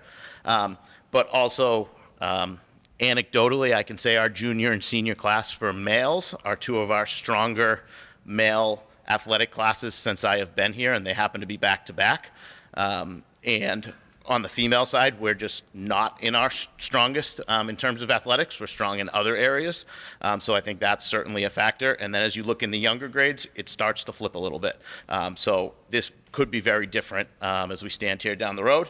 I did look into this and talk to a number of students about 6 years ago now when we noticed the trend, in addition to the numbers, to try and get a sense as to what's going on. And it's interesting, as I looked back at my notes from those conversations, the data supports exactly what the kids told me then. So some of the things that they said was the opportunity for a fresh slate with a new sport at Abington High School was kind of appealing to them. So some of the sports, 2 of the sports in particular, where we've seen a significant decrease over the past 10 years is softball and basketball, and soccer to a lesser extent. They have youth programs, so in talking with the girls at the time, is they liked the idea of trying something new, and they weren't pigeonholed into, oh, you're going to play right field and you stink at this and whatever, and they felt like their potential was kind of maximized. So when you come to high school, there are more offerings. So if you look at our most popular female sports, 4 of the 5 most popular are sports that don't have youth sports, so they're new when you get to high school. Girls lacrosse has recently started a youth program, so that is kind of shifting. But girls track and volleyball are our 2 most popular, and that's been consistent over the past several years. And then girls soccer, girls indoor track is right behind it, and girls lacrosse. All of them, girls lacrosse has added a girls youth program. They're building it, but it's kind of a fresh slate for them as they go, which I think is great. But it kind of pairs with what the kids were saying at the time, is they like to have something new. So that's kind of the big picture overview. I could go into a lot more detail on different things. We do compete in the South Shore League. So the South Shore League is split into 2 divisions, large schools and small schools. They reevaluate that every 2 years. So we just are finishing year 1 of that, so we will be in the small side again next year. So for every sport except for football, we compete against Hull, Cohasset, Mashpee, and Carver. Football is a little bit unique due to the physical nature of the sport. And with the MIA, we compete in a variety of divisions. From the highest, we're at Division III in basketball. And then in some sports, we're down in most of our team sports, we're in Division IV. But some of them were in Division 5 or 6. So again, that varies on the MIA and their placement of our team. And that is also on a 2-year cycle. So this year was year 1, and we will continue into year 2.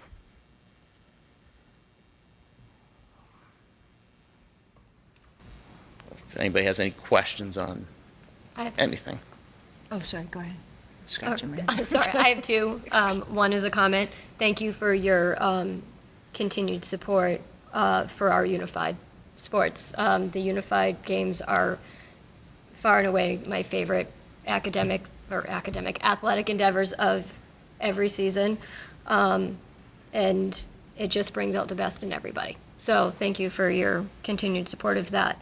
Our 8th grade athletes, I know that they are held to the same standards as our high school athletes. Are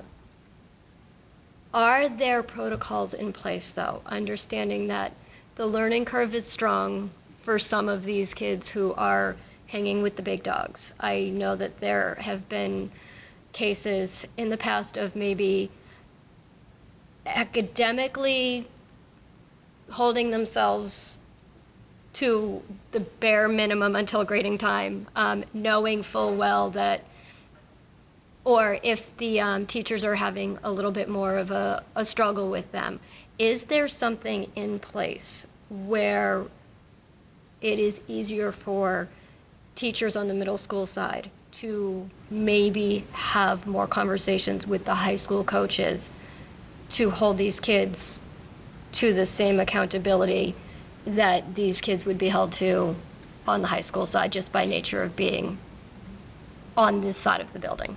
Yeah, that's a good question. Obviously, the challenge is that they're in a different building with a different set of standards, but they are required to follow all of the same rules as the high school piece. So specific to academics, it's a little bit more challenging because the middle school offers they operate off of trimesters, and the high school operates off of quarters. So there's 4 grading periods. So that presents some unique challenges where I work through that with Principal McCurtain and Assistant Principal Sullivan to kind of figure out how it would make sense. But students over there do have to pass 5 classes is the minimum, and navigating the equivalence where they have some classes that meet 3 days versus the 6. We manage that. And in terms of the communication piece, I'm in, I'd say, fairly regular communication with Principal McCurtain, Assistant Principal Sullivan, as well as the counseling staff over there. So there are certain situations that come up. And then there are teachers who reach out either to them, through them, or directly to me, and they are put directly in contact with the coach to kind of solve and navigate some issues, which is same protocol that we use on the high school. There are certain situations that have a far better result than others, but usually our more veteran coaches are more experienced with that, and sometimes the first year we're using 8th graders, there's a little bit more of a learning curve. But the communication lines are open, and their students are held to the same standards. Is it worth maybe looking at, like, progress report type standards for our 8th graders to make it more equitable from sport to sport and coach to coach, so that the coaches aren't, like you said, the more veteran coaches know how to handle it maybe, or handle it in a different way? So I know I'd have to defer to the middle school on their specific procedures, but I know I communicate with the guidance counselor. These are the 8th grade students at all of the marking periods, and they respond that they're good, or they're not good, or they're in the middle, and can we come up with a plan? And I know this year in particular, we had a couple students that we spent a lot of time on developing some plans, and we mirrored to the best we could what we would do with a high school student. So I think that's ongoing, but I certainly think there's some room for improvement there. But I'd have to defer to the middle school on how frequently the grading piece is. The requirement for the MIA as it's written is when the report cards are issued. So that is when it is officially checked. But I know it is monitored at progress reports, because we had, based off of the timing of the trimesters, particularly in the spring, the grades are published, I believe it's the second week of the season, but they used the progress reports to kind of put some kids in interventions leading into the spring season in anticipation of them wanting to. And I know when they spoke to the students about spring sports participation, they laid out the academic requirements, and they said if you are concerned or if your progress reports you are not meeting them, to come see. I know it was Miss Earl was involved, Principal McCurtain, and there were some students that we did develop some interventions to get them to ensure that they would be eligible. So that was based off the progress report, but I don't know the specifics of how frequently they review that. I'd defer to them. Additional questions? Go ahead, Carolyn. A comment and then the question. The infographics are amazing. They're so informative and so clear. So bravo to you, your team, whoever made them. I compiled the data, and I got some help from AI in Okay. making it look nice. Okay. They're really well. They're well done. I used my resources available. Hopefully the students aren't watching and heard that. Another question, the question now, you have a lot of really great opportunities for students in a variety of sports. I'm curious about the co-op process, like if there were something that a group of students wanted that isn't currently offered, how? That's a great question.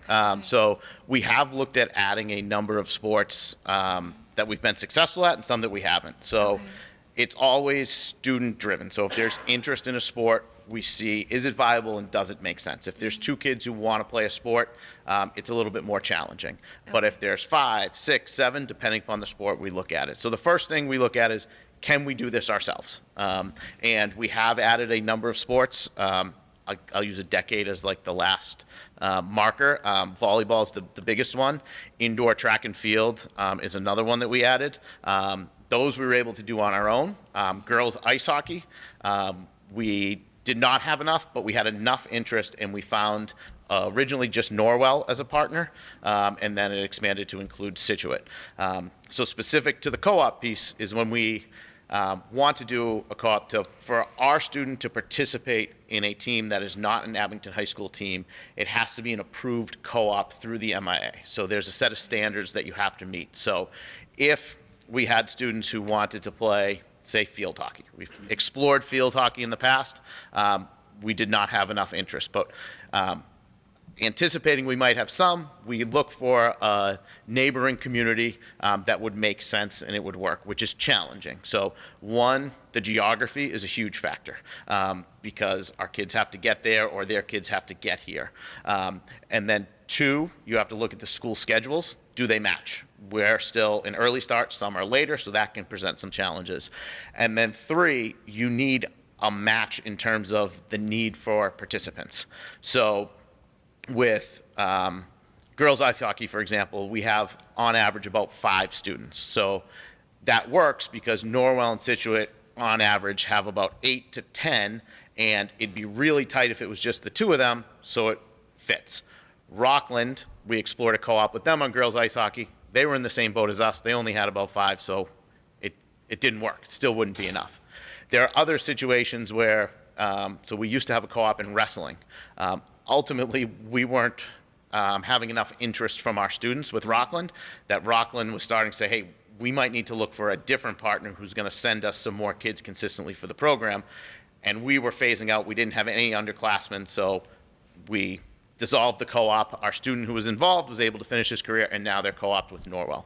So finding a partner whose numbers match, and when I talk about the numbers, the MIA has a guide for each sport that if you have more than X number, you have to offer it on your own.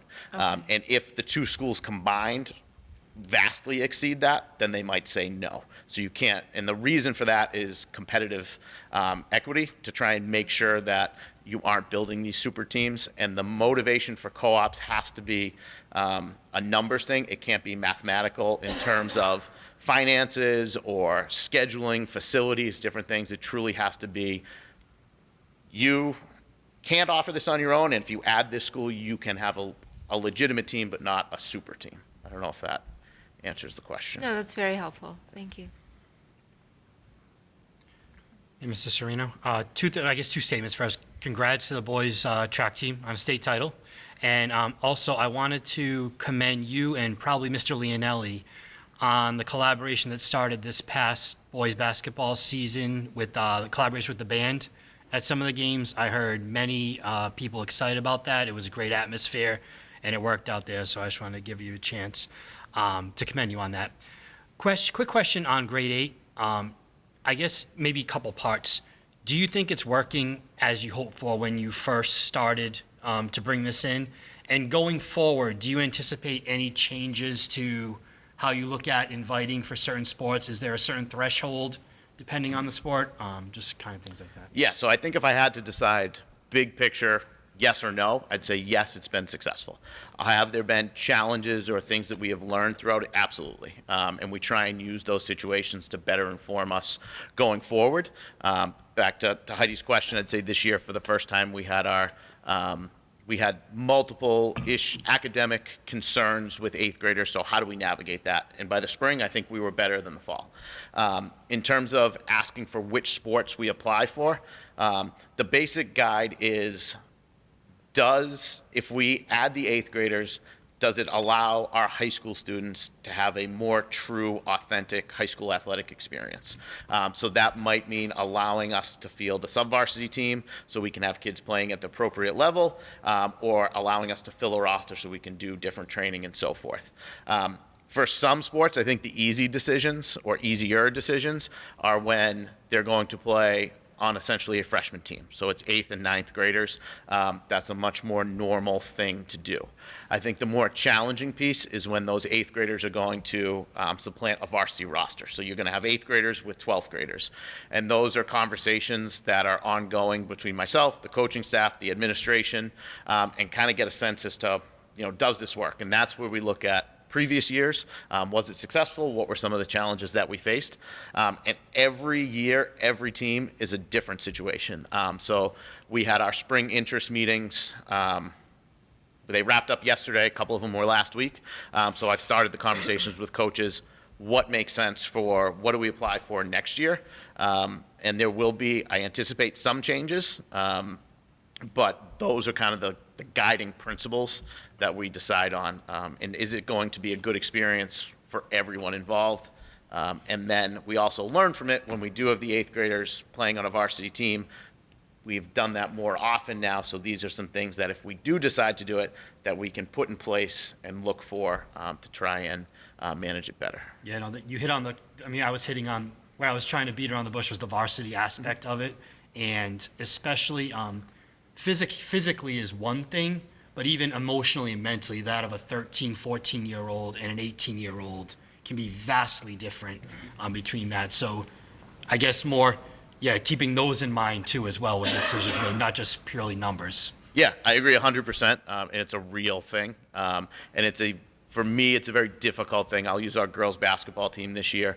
Without our 8th graders, we would not have fielded a varsity team. And because of the makeup of that team, they were a very young team in general. We said, let's go for it. But it wasn't a decision that we made lightly. And there were certainly some things that happened in years prior that allowed us to hopefully make that a better experience than it would have been 5 years ago. And I think if we were in the same spot next year down the road, we'd do better. But I share that same concern and philosophy as well. Thank you.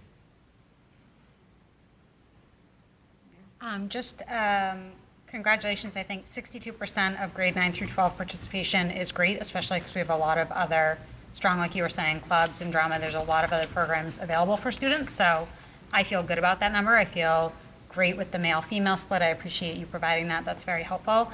I think we have a great culture in Abington of sports community. And I think the balance is tricky to provide competitive, like you were saying, how many teams went to the tournament. You know, you want to be competitive because we want to be able to keep those athletes here in Abington, but you also want to be inclusive. And I think with a lot of our sports, we've done a really good job making sure that we have inclusive sub-varsity teams and then competitive varsity teams. I think keeping that balance in check is fantastic for our school community, because although I really love seeing the success and we've had some phenomenal athletes and some phenomenal teams, I do want to make sure that all students believe that they have a place in, it doesn't need to be every sport, but in sports in Abington if they so choose. So, and I think we've done a good job, and I think I'd like to keep that moving forward. So Yeah. I appreciate the hard work. Thank you. Just a couple follow-up points on that. At Abington High School, somebody once asked me why we don't have a lot of managers when they go to other teams. And the answer is because if you want to be involved in the sport, you play it at Abington, which is great. So unfortunately, fortunately or unfortunately, we have one team that makes cuts in school. So other than boys basketball, if you want to play the sport and you're willing to put the time in, you get to play. So that's great. And our coaches deserve a lot of credit for that environment. And as far as the larger school community, Chris mentioned the partnership with Tim Leonelli. We've both, over the past few years, been able to expand our participation because we've both been able to work with each other, and I think that partnership should be recognized because Tim's been extremely flexible and willing to go forward, as of our coaches, to make sure that kids can do as much as they want and balance, like you said, the competitiveness, but ultimately that's a little bit further down on our goals. Thank you. We appreciate the update. Thank you. Thank you. All right, next up, Mr. Rich Kwiatkowski for our technology department updates. Oh, yeah, Mr. Bykowski, he wanted me to say something. Oh, There you go. so Yeah, sorry, Dr. Basta. there you go. That's your introduction, Mr. Bykowski. Right. Thanks to the school committee for the opportunity to chat about the technology department at the Abington Public Schools. My slides don't change a lot from year to year, but in good news, neither does our staffing. So we've had a group that's been together for a number of years. Just as a quick overview, I am the director, so I oversee all of the operations of technology. Oliver and Reese are the folks that go out into the buildings and take care of the projectors in classrooms. They repair laptops that are damaged. They'll fix printers and replace toner. They do all the day-to-day stuff to make sure that the school technology stays working as we need it to. And then Vicki Graham is our integration specialist. She is the one who helps teachers to use technology in their classrooms, understand emerging technologies. She creates a lot of documentation. And she does some work in the background doing scheduling and things like that, helping create Canvas classes and things like that for teachers, and modeling proper technology instruction for staff. So she's a huge help for us because she can go into the classrooms and make sure the technology is being used in an effective way with the students. We kind of covered this a little bit. This has a lot of numbers, the amount of devices that we take care of. Again, myself, Oliver, and Reese do most of the day-to-day upkeep of these devices, while Vicki takes care of maybe the second bullet point there, training and making sure the staff are supported in their instruction. One thing that the IT department has taken on over the last couple of years is state data reporting. So every year, at various parts of the year, we report as a district, as do all districts, our enrollment and our grades and our staff evaluations, all those things go to the state so that they can run all the numbers that Mr. Bourne might be showing off in his slides and all of that. So right now we're taking that on. We're going to start training other folks to take pieces of that so it doesn't rely solely on one person. But you know, that's something that we're going to implement next year, and that will be great. Support tickets. So every year I explain a little bit of the number of support tickets that we close during a school year. We use a ticketing system called Incident IQ where staff, students, families all put tickets in. The running joke is that people will ask me a question and I will answer, did you put a ticket in? And if you didn't put a ticket in, I will usually still help you, but I'll put on like an angry face. So over the last few years, we did have a little blip last year where we had a number of less tickets, almost 700. But I would suggest that from the numbers that are there, that was the anomaly versus the other years, which are all kind of the same. Last year, I think I explained it away a little bit with some support from the library, and that should still be mentioned, that the library handles a ton of things. They are the first line of support for all students' issues. The students bring their laptops here. So Ms. London and Ms. Manzi are a huge help for us. What I will say that this year, bringing us maybe back up to where we should be, we did have an issue with our 5th grade and 9th grade laptops. So students get a new laptop in 5th grade, and then they get a new laptop in 9th grade. That's the cadence that we use in Abington. And we ended up discovering that there was an issue with those specific models. We worked with Acer, which is the company that we bought the devices from. They admitted that the problem was there on their end. They helped actually provide a little support. They provided the software updates that we needed. So we did have, I think, a larger number of issues with student devices this year in that cohort because it was something on the computer manufacturer's end. But again, we sorted that out and we've been able to wash that out. So that was a big issue towards the beginning of the year, but it's decreased as the year went on. The other thing is a lot of the technology equipment that we purchased when we built this building. You know, the great part of building a new building is you got a lot of new stuff, but that stuff gets old. So, you know, we have replaced things as we need. Actually, knock on wood, I don't think we've replaced a projector in this building yet, but they're coming on 10 years. So at some point, that cycle is going to have to start to begin. There are other things like docking stations in classrooms and keyboards and mice that we've certainly had to replace, but again, knock on wood, nothing major, but the things continue to get older, so they require more support on a daily basis. Technology projects, the first two are ongoing. You know, every year we do roll out new devices to 5th and 9th grade, and we make sure that the teacher fleet is kept in a state where the teachers can use it without having to worry about it being slow or crashing. Last year we rolled out online registration, and through this year, we've made ongoing updates to that system, particularly at the pre-K. They have an interesting population with their community peers and their special education students, and they can rolling admit students, and so they've had a couple of specific requirements that they needed with online registration that we've worked through with them, and I think this system has really helped us, you know, obviously remove a lot of paper, but it also helps with data input. You know, if I was registering my student and I was writing their name down, whoever was reading that would not be able to read it, but when it's typed on and submitted online, you know, it's legible and we can do a little bit better data checking. One project this summer that we're going to be rolling out is a new phone system. So as I mentioned, when we built this new school, we rolled out a phone system, and that has aged. I would consider the phone system and the internet kind of the two backbones, and even the phone system may be more important than the internet, because if a parent can't call in or we can't call out, that's a huge issue. So I've been looking at what we need to do to make sure that the phone system stays up to date. So we were able to secure some funding through a grant that the town got, and we're going to replace the phone system this summer.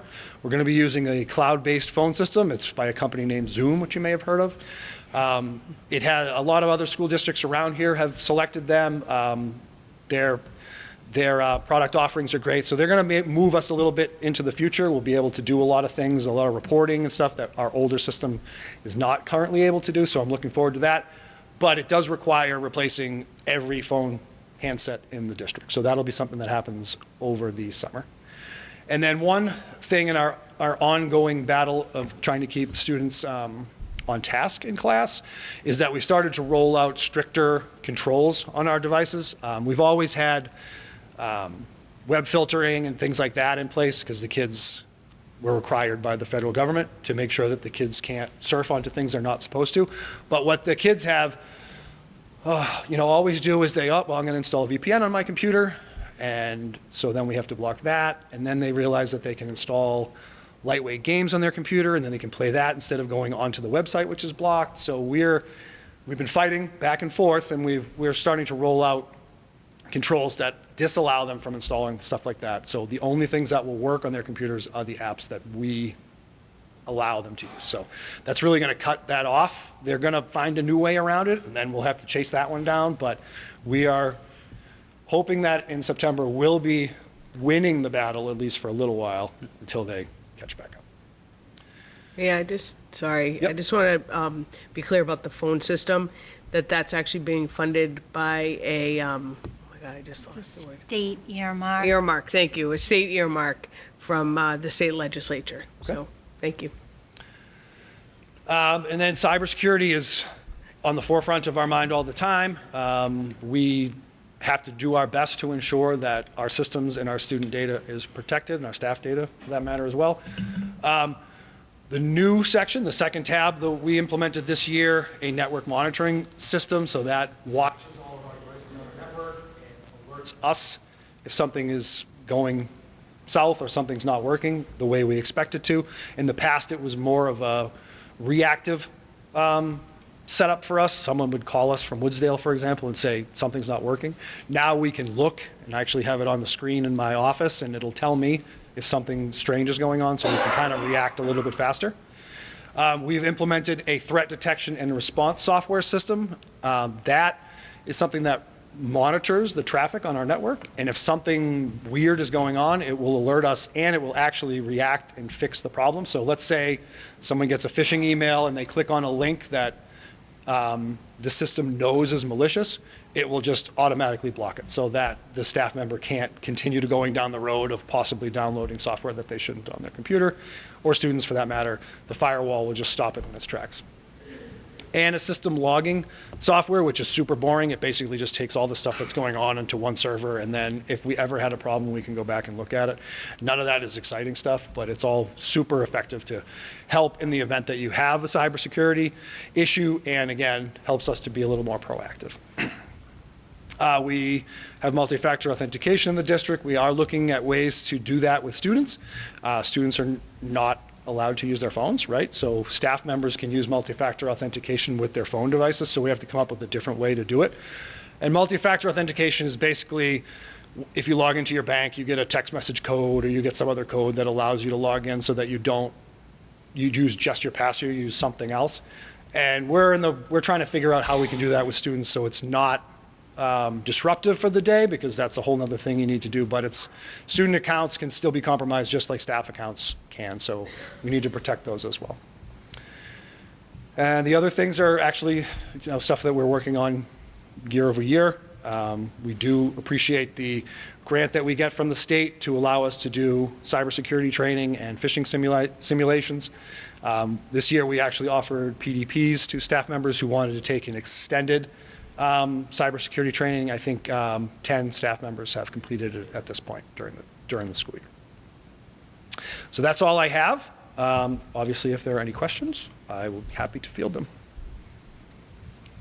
I do in fact have a question. Surprise. No, this is more for the high school students. When they get their laptops in 9th grade, clearly they're using them a lot, and I'm thinking, so grades 9 through 12, because they don't have to return the laptops during the summer. They're not necessarily receiving maintenance, but by the time these kids get to, say, 11th grade, ask me how I know, it's their emotional support laptop, and they don't like to hand it in for anything. But when it comes time for things like AP exams, things like that, suddenly these kids find themselves in a position where they might not be able to upload things, or it's not working properly. And then they're stuck between, I have all my tabs. Is there a point in time when maybe we can think as a district of even having bridge blocks where kids can come in for regular preventative maintenance without having to hand over their entire laptop or learn how to do some of that maintenance in real time, so that they have the ability to free up and to use them more effectively, so that they're not losing them at the most crucial times in their academic career. Sure. So I can talk to that specific example. So sometimes the student devices fill up with stuff, and sometimes, in fact, most of the time, it's not because the students are saving things they shouldn't or saving too much. It does happen, particularly for some of the art students, for example, because they have large projects. However, we've seen this trend, and we've worked to figure out what it is. And so on the back end, we started deploying scripts and programs and things to head this stuff off at the pass. So for example, I can go into one of our systems and I can see which students have less than 10% of their hard drive space left now. That didn't exist 2 months ago. But again, we've seen that this is happening, so we've built this so that now we can look. And so now we can be a little more proactive. I've also figured out and discovered why that's happening, and so we have automated scripts that will clean some of that up. So I think that this is going to start being less of a problem. The issue, it's hard to say that in 40 minutes we could clean up any number of devices. It's hard because it depends on the device. Like, you might have to restart your computer for an update, and it might take 10 minutes, it might take 30 minutes, and if you're in a bridge block, it's hard for us to it's because it's such a contained time. What I will say is when kids come to the library staff do help them run their updates as necessary, do help them to restart their computer. I know that the Vicki in my department has worked on some executive functioning skills with high school students through Bridge Block to help them understand how to save their files in a way that makes more sense so they can find what they're looking for and keep things cleaner. I would say that we'll probably see less of those issues now because we're definitely trying to be more proactive versus waiting for it to get to the point where I'm going to take an AP exam, my computer doesn't work.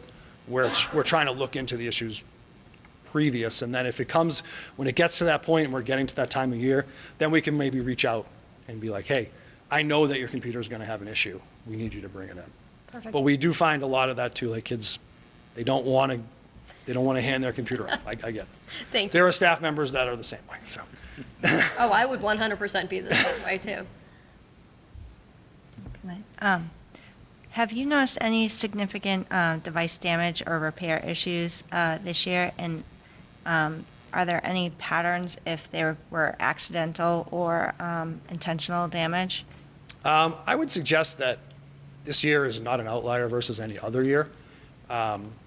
There is student device damage. It happens, some of it is intentional. A lot of it was in my backpack and I put my backpack down and it got bumped or I dropped it.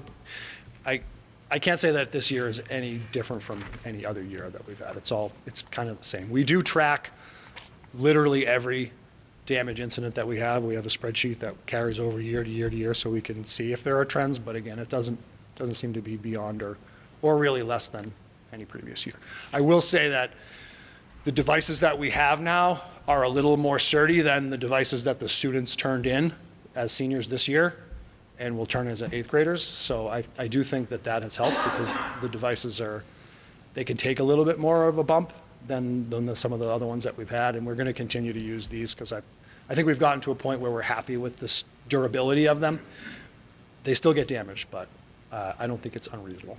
Okay, and how has it been working? I know you were sending out invoices to families potentially to pay if there was damage done. I don't know if that's... Yeah, we still do that. We send out a letter from our office through the high school or middle school office. It has a picture attached of the damage so that the family can see, what happened to the computer, why we're sending that letter, and then the replacement costs are outlined in the handbook.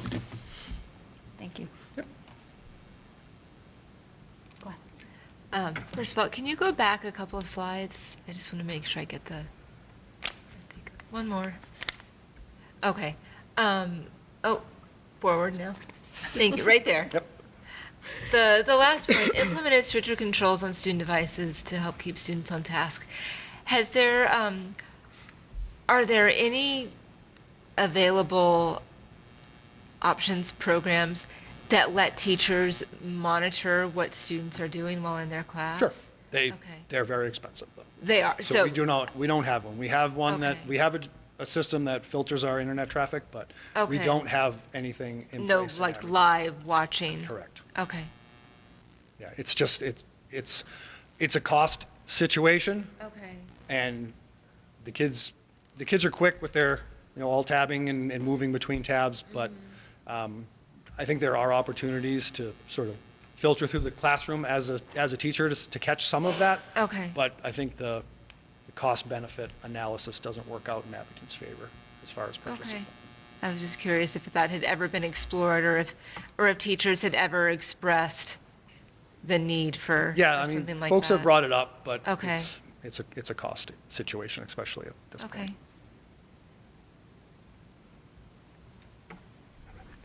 Just one question from me on the Zoom phone. Yep.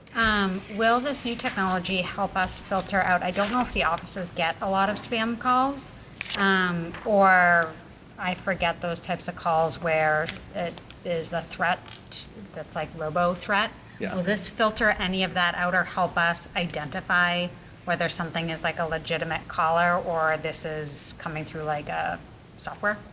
So I can't speak to the spam calls. I don't know how that happens, how often that happens anyway. But I will say that the current system does not necessarily provide us with a way to log what's happening. So this system will be better.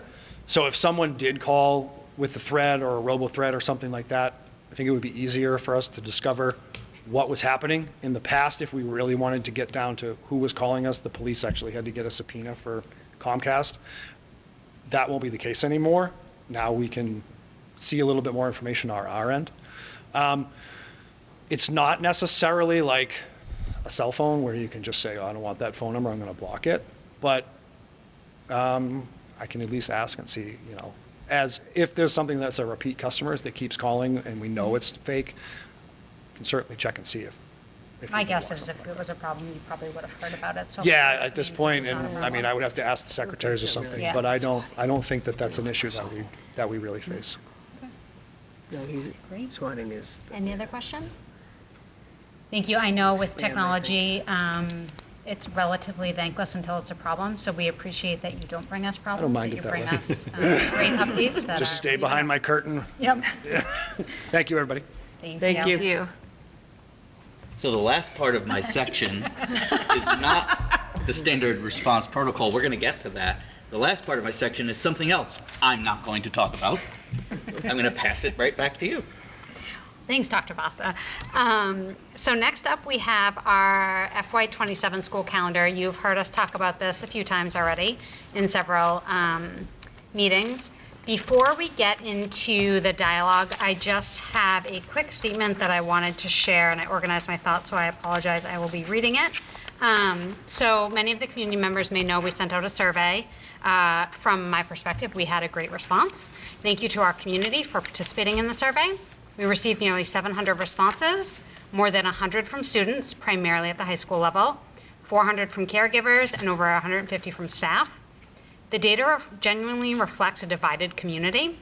Among caregivers, preferences for each of the three options was actually very similar, with notably high response rates from families of AMS and AHS students. Several findings were worth highlighting. 65% of respondents identified maximizing instructional time as extremely important. It was a little bit of a gimme. We hope that everyone values education, but 65% did identify that. 43% indicated that getting out of school early in June was a top priority. So provide context for the original decision that we made to have school on this date. We originally chose to hold school to maximize instructional time, operating on the belief that a day in March carries more meaningful educational value. We recognize that many Christian observances begin in the late afternoon, making the school day feasible. However, our attendance at secondary schools was significantly lower than expected. In some classes, absences were over 50%. A school day cannot fulfill its educational purpose under those conditions. The survey results suggest that half day is the community's preferred option. However, a half day does not extend the school year. It reduces instructional hours without any corresponding savings to the taxpayers, and it conflicts with an ongoing challenge of fitting essential learning experiences into the school calendar. For those reasons, I cannot recommend that approach. Given that respondents indicated attendance at a secondary level would not improve significantly with a half day, and given the community's strong prioritization of instructional time, I'm presenting a motion to eliminate school on this day and extend the school year by 1 day. I recognize this pushes our calendar further into June. However, given the attendance patterns we have observed and our commitment to meaningful educational hours, this is the approach aligned with our goals. I now want to open this motion up to the committee for discussion. Go ahead, Heidi. All right. Yes, I too wrote things because I have quite a bit of time thinking about this. And I just want to go back to the slide that we saw earlier that indicated that we were in the bottom 25% of schools in the state for growth. So I love our community and I am proud of the work that we do at this table, but it is becoming obvious that we are currently facing a culture problem regarding education in our town. For 180 days on the calendar, we task our children with the job of being students. School should be the priority one for our students. At this point, it feels as though it is coming in third, somewhere behind socialization and other activities. During COVID, the narrative was that we needed to get back into school because the kids needed socialization. That is true, but that was only one part of the picture, and socialization does not mean being with friends. It means the process beginning during childhood by which individuals acquire the values, habits, and attitudes of a society. It is the process by which we learn to show up and be a part of something bigger than ourselves. By law, our children have the right to an education, and we want them to have the best education possible. However, with rights comes responsibilities. We need our students to be showing up every day with a larger sense of responsibility for their own learning and a sense of responsibility towards attitudes and behaviors that don't disrupt the education of those around them. Students often say they don't see the point of school. We see posts online from parents about opting out, and we spend an inordinate amount of time discussing time off when we should be more invested in how we are approaching our time in. Our attendance rates and test scores are, quite frankly, not great, and this is a trend that started before COVID. Education does not happen in isolation. It needs to be a partnership between the families and the school, beginning in the earliest years and extending through to high school graduation. The fact is, not all our students will go on to pursue higher education of some kind, and high school is not just relevant to kids going off to college. If a child's formal education is going to end at grade 12, we owe it to our students to push them harder and have higher expectations now to give them all a shot at greater success in the adult world. The school committee is tasked with the oversight of two areas: policy and budget. When administrators can't do their jobs because a large portion of the student population at 201 Glenowitz Way suddenly decides they want to go to the beach, that affects both policy and budget. Our attendance records and test scores are a metric, and they are a public metric that reflect on our town. Asking our town to invest more in our schools without asking our families and students to invest more in their personal responsibility towards the education being provided would be irresponsible. My feeling, my opinion, I would love to see the continuity of education happen with the calendar as it was originally voted. That's my 2 cents. Thank you. Additional thoughts from folks? Yeah, I said most of it last time. I mean, we put out the survey. The main thing I took out of it is 141 people put to keep school, but also said they were unlikely or somewhat likely to attend. So let me know when that's the motion to be seconded, but I'm in favor of what you said, so. And just to be clear on my personal statement, if a family is observing religious, either on Good Friday, which is the date that we have in question, or any other religious holiday for any other faith, that is an excused absence regardless of anything we talk about here. And my statement about this calendar and my focus on education is to no reason to discredit anyone who needs to take that day for religious purposes or any day of the year. So just want to clarify that this was not at all, for me, a religious topic. For me, this was a topic of, we didn't want to extend the school day in June, so we had school knowing that the general Christian services start at 3 or 4 o'clock. So we thought that was possible, but it feels as though maybe that's not possible in this town, whether that's for religious reasons or otherwise. So. And I would love to see it be possible to have both. That is what I would love to see, is that we are able to honor both. Having the privilege of having an education and also having the privilege to observe however we most see fit. So the motion on the table currently is to approve the revised FY27 school calendar as presented, which includes no school on March 26th, Good Friday, and has an in-service day, a half-day, professional development day, on March 10th. Those are the only 2 changes to the calendar, other than our last tentative day of school with 5 snow days is now on June 24th. As a reminder, our calendar in FY27 starts a little later as a result of where Labor Day falls. So that June 24th is going to feel later regardless of this decision today. So if there's no other discussion we want to have, we will have this motion. If this motion doesn't pass, the table will open for another motion.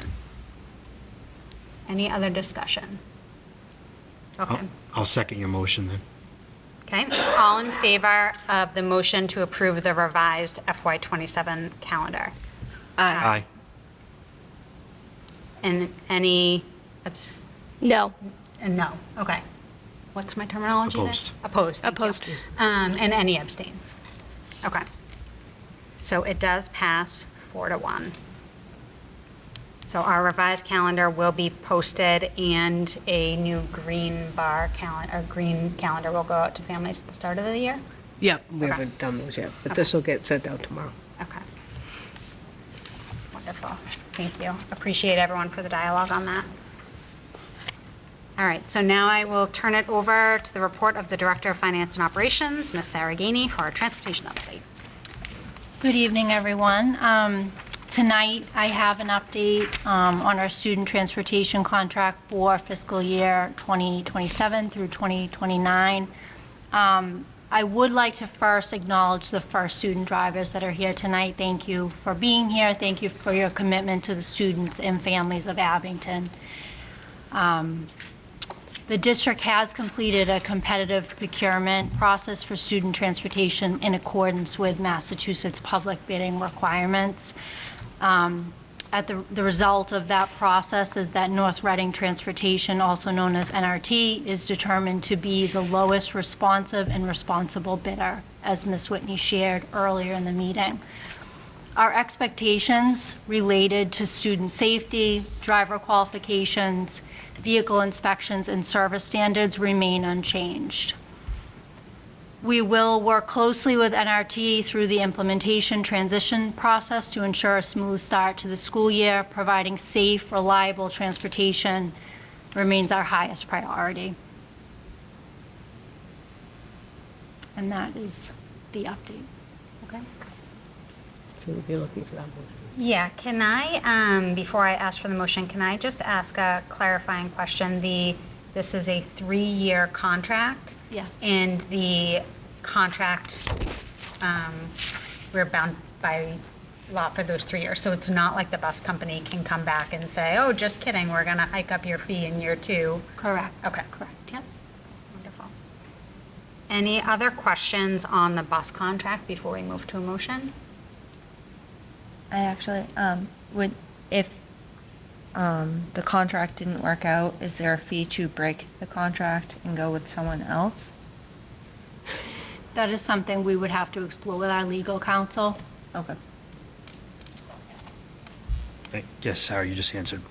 This was reviewed by legal counsel to begin with, correct? Yes, yes, it was. Thank you. Mm-hmm. And just to publicly state, we have done references, we have no concerns with safety, and we have similar protocols in place for the future to maintain a safe and reliable experience for the students and families. Absolutely, yes. May I add? Please. Thank you.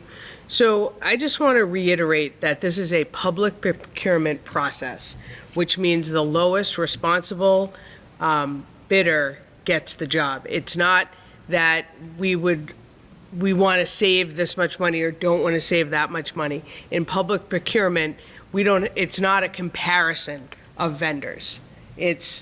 Are they the most responsible bidder? Yes. Are they the lowest bidder? Yes. And that's how the decision's made. We did work with town council. As you mentioned, we did do we reference checked in 15 districts. There is some labor disputes right now, or a labor dispute that's very public right now with NRT.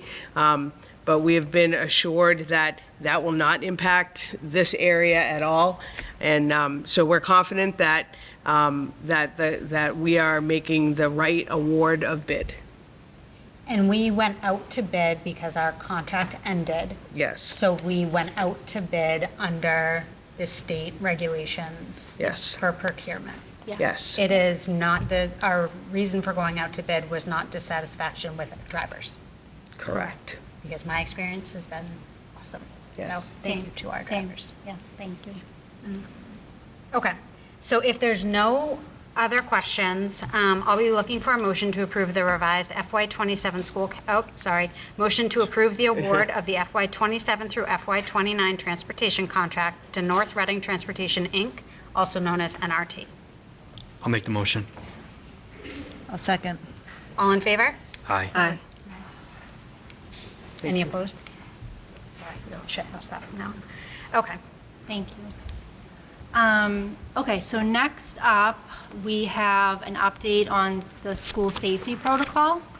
As a district, we have made the decision to transition from the ALIS safety protocol to the standard response protocol, also known as SRP. And that is through the I Love You Guys Foundation. They have an awesome website that has a lot of great resources on it. You will see a visual in your packet that it gives you a quick snapshot of the protective actions within this particular protocol.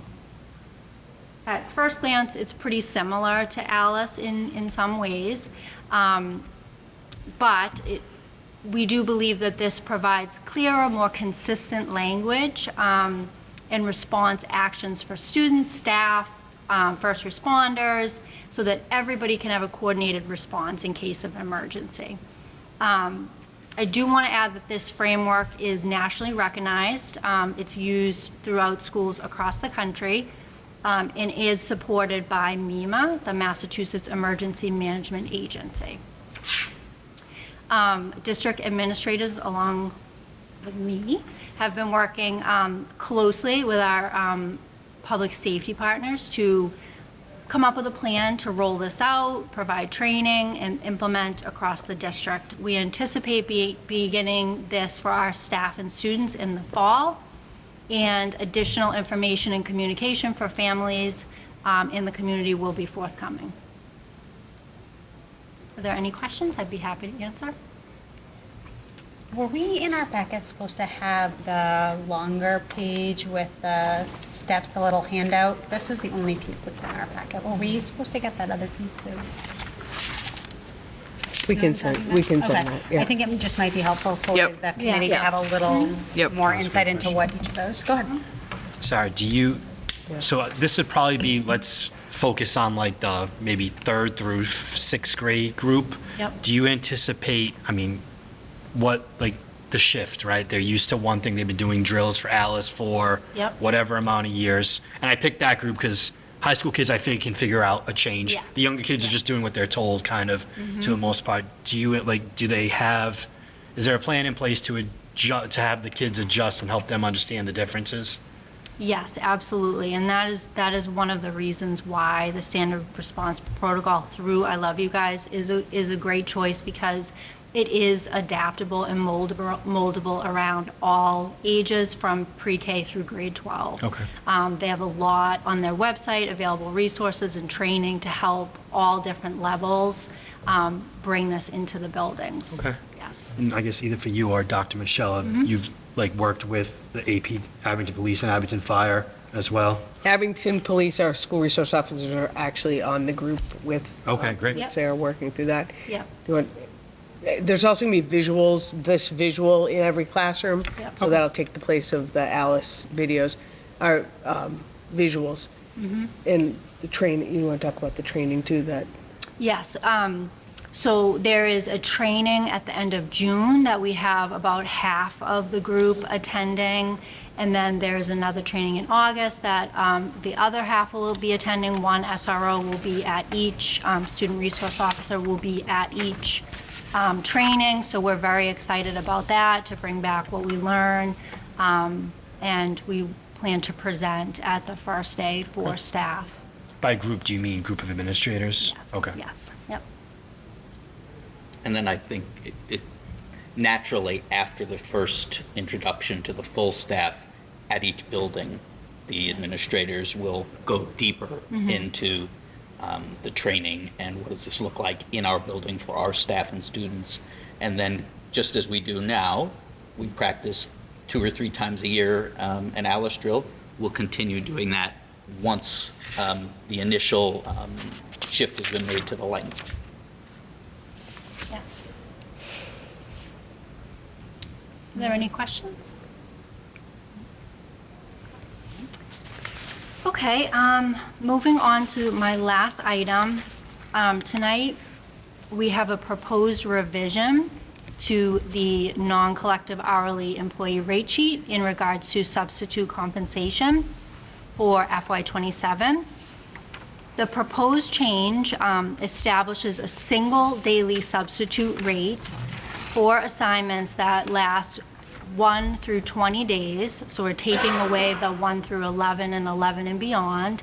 And we're also eliminating the distinction of whether a substitute possesses a college degree.